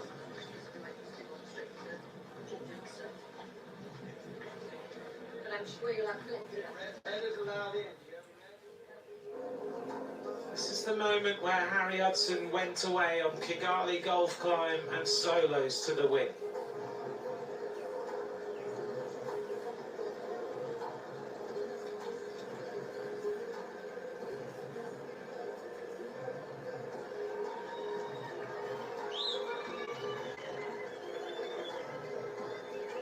Even then, look, behind him, the riders were still coming.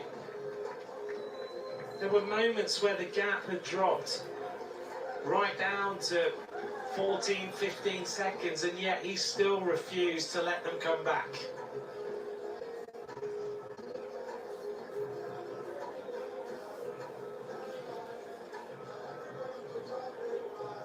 That was an exceptional performance, absolutely exceptional.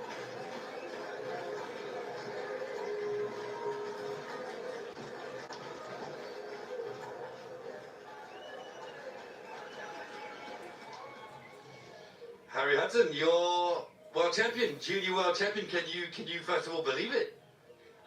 Probably still settling in. I don't really know what's happening. I'm a bit, yeah, I don't know. Just happy. Because you took off from really far away. Was that planned, first of all?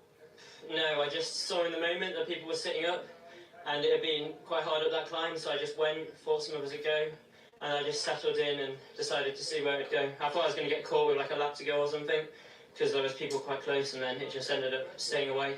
And yeah, I was really suffering on the final climb. I think there was a French guy behind, but yeah, I just managed to stay away. When did you actually feel that you were going to win it? About just after the cobbles. I realised, or maybe the flat bit in the cobbles, the French person was dropping back, and I was looking like I was going to the line. When you look at the list of junior world champions before you, the likes of Remco Evenepoel and many others, to win this title, to win it in Africa must mean a lot. Yeah, in Africa's crazy, first one in Africa, but yeah, just winning a world title is amazing, so yeah, I don't really know what to say. What do you hope for your future? Making cycling a career, we'll see where it goes. Yeah, I don't know, just riding a bike, that's what I love. And enjoy that podium. Thank you very much, Harry. Thanks a lot. Well, there's someone special from Great Britain to cheer him here. Really amazing. A long way. So nice talking about it. Like, fuck, I'm going, like, it was amazing. Yeah. Incredible. Yeah, I don't know what to say. It's really good. It's all the course, that. Yeah, I was so happy when I saw the course. Yeah. I thought it was a flat to finish, I thought it would come to a group, and then when I saw it was up to finish, I was like, yeah. But you knew you were going to go from that far out, or just in the moment? That was just in the moment. I decided, it was sat up and I decided to go, and then... Do you have a problem? What a lovely moment there. Mark Cavendish, whose hotel is the same as mine. Mark Cavendish was watching in his hotel room, and he said, and I won't repeat quite what he said, I have to get there. So he walked across to just see this young British rider win the world title. And look at Cav's reaction. he knows just what a ride that was. 36 kilometres solo at 1,500 metres of altitude over those climbs with the best juniors in the world chasing you. That is something special. And as he said, oh, I'd like to make bike racing a career. I'll tell you, the agents who are around here right now, if he's not signed to an agent, will be queuing up to sign this youngster, because what he's just done on a bike here in Kigali is something exceptional.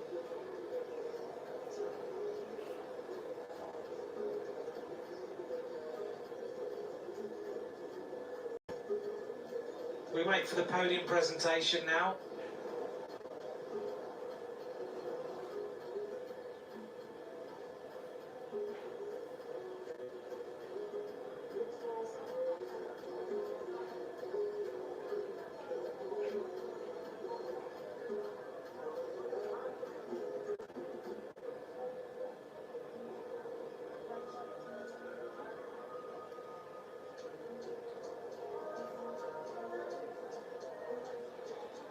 The riders are just getting ready for this podium presentation.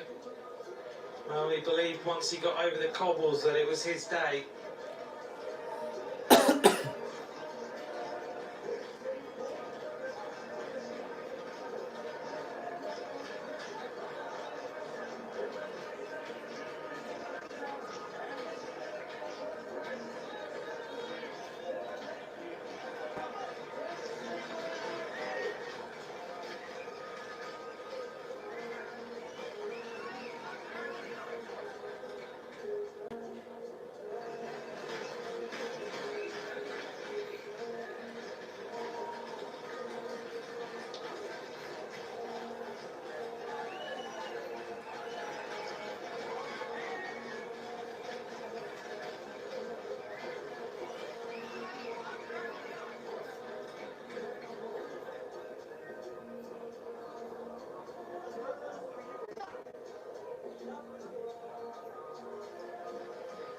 Fantastic sprint between these two riders for second and third place.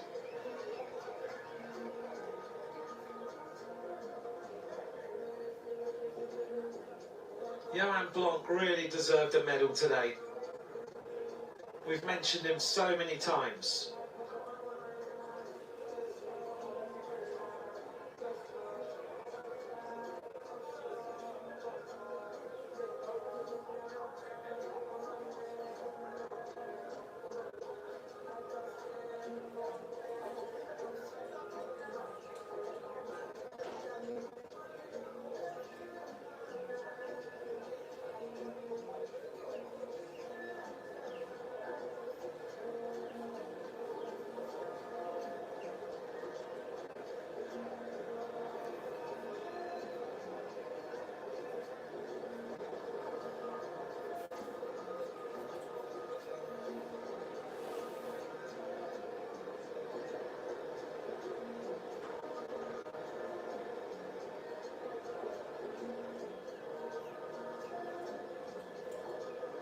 We're almost ready for this podium presentation now.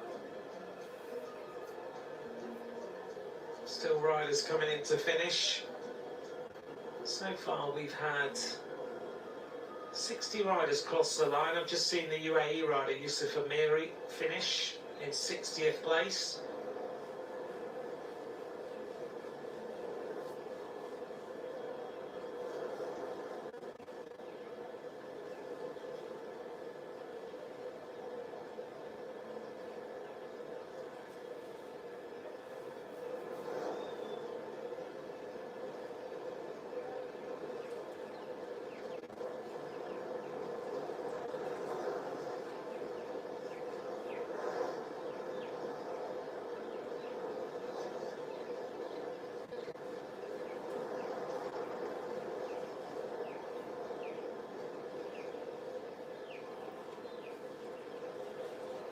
Don't forget, today we have another race coming up.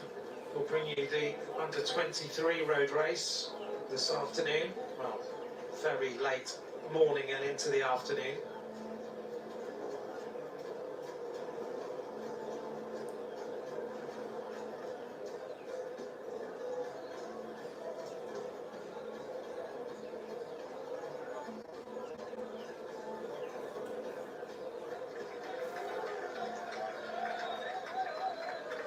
Blanc in second wheel is still hanging on.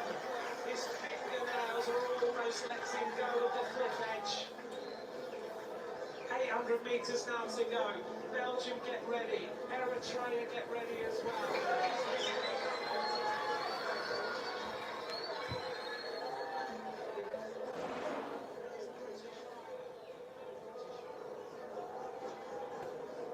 The sight of Harry Hudson.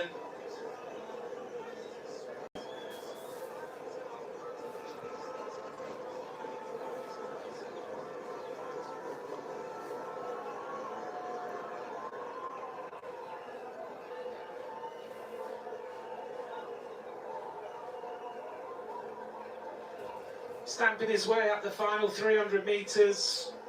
He's a great climber, and that really showed because he always took time on the climbs today.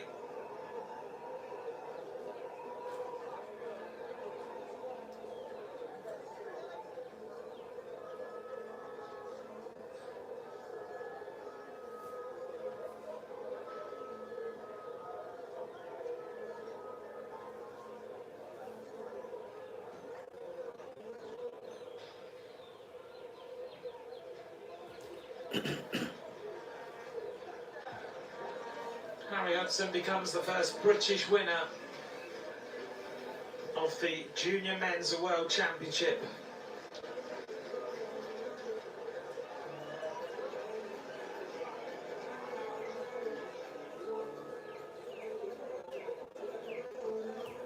And there's confirmation of the top 10. That's a pretty exceptional day for the British riders, isn't it? 3 riders in the top 6. Let's let you digest the places overall.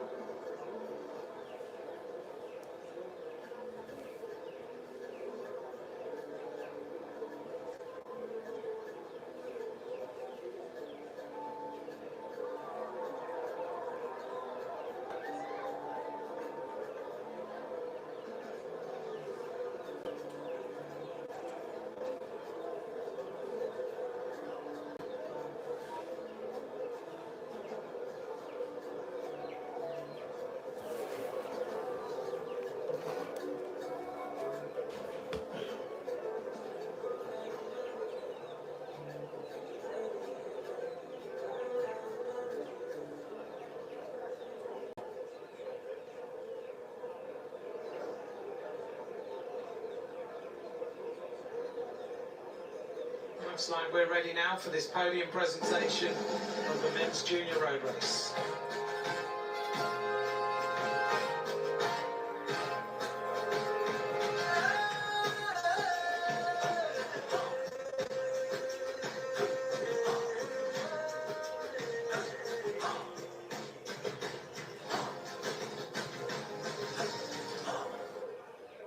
Ladies and gentlemen, welcome to the award ceremony of the 2025 UCI Road World Championships in Kigali.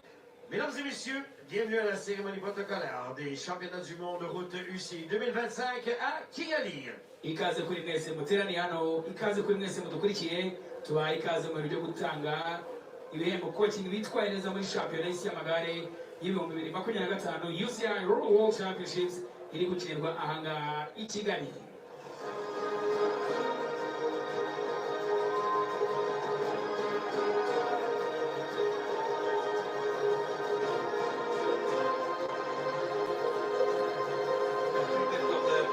Wrong here. Oops, don't fall over.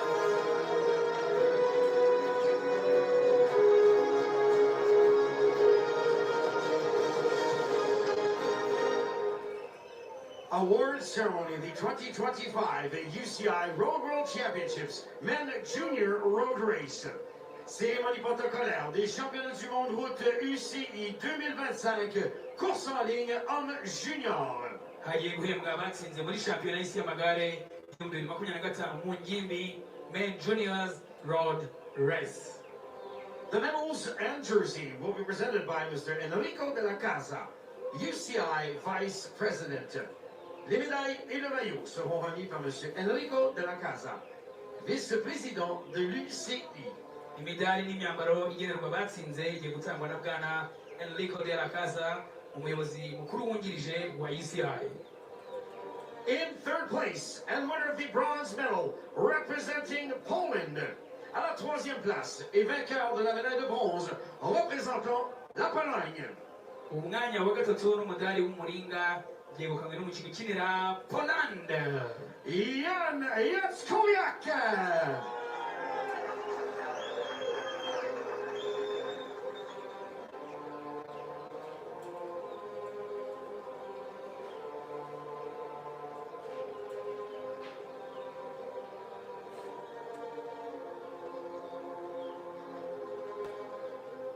In second place and winner of the silver medal representing France.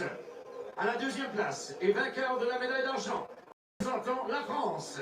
ku mwanya wa kabiri n'umudari wa feza yegukanywe n'umukinnyi ukinira Ubufaransa ariwe Johan Blanc.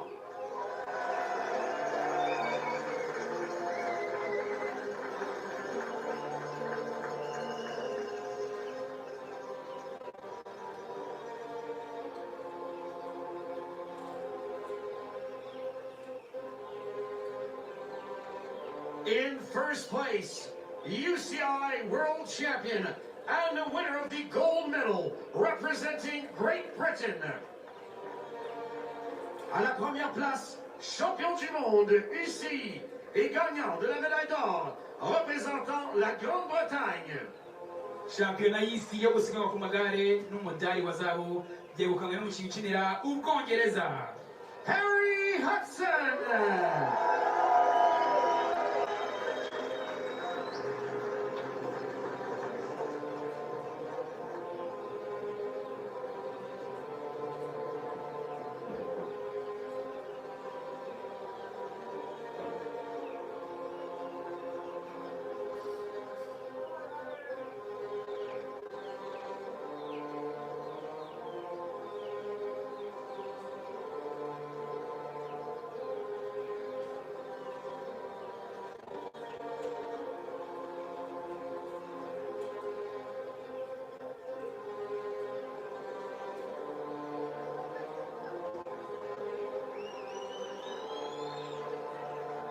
Great Britain has their first ever junior men's world champion, Harry Hudson.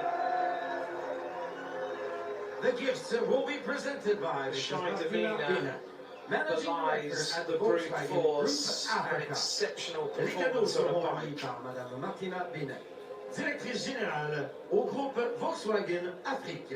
impano zigiye gutangwa na Madame Martina Bien, akaba ari umuyobozi mukuru w'ikigo cya Volkswagen Africa.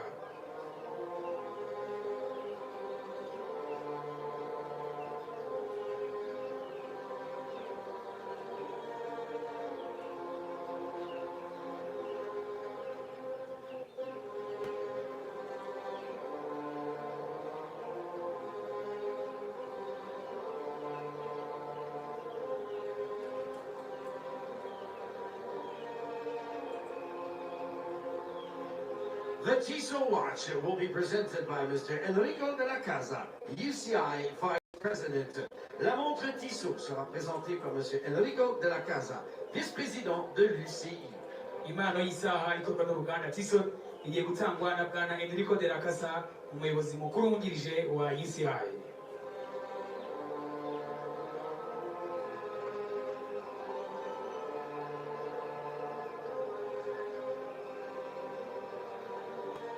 Ladies and gentlemen, in honor of our new UCI World Champion, we present the national anthem of Great Britain. Mesdames et messieurs, en l'honneur de notre nouveau champion du monde, UCI, nous vous présentons l'hymne national de Grande-Bretagne. Mudufashe nanone gushimira uwegukanye shampiyona y'isi y'amagare no gukomeza kumuha icyubahiro twese duhaguruke mu gihe yaririmbye indirimbo yubahiriza igihugu cye cy'Ubwongereza.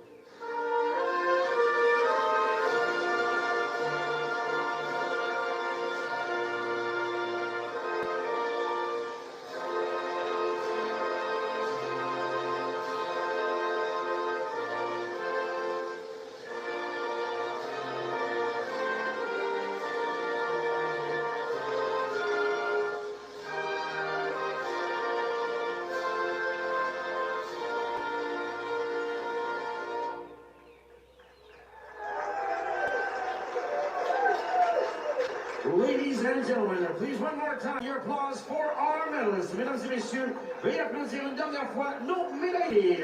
murakoze cyane twongere dushimire abegukanye imidari muri ijana mu byiciro bitandukanye aribo Harry Hudson, gold world champion of Ace Champions du Monde. Joan Leblanc. I think Harry Hudson has gone into complete shock at what he's just achieved. The realisation dawns that he's world champion. He's obviously also going to be exhausted. That ride was incredible. So they're going to make their way off the stage. He's going to sign some jerseys. He has another interview to do. He has lots that has to happen behind the scenes.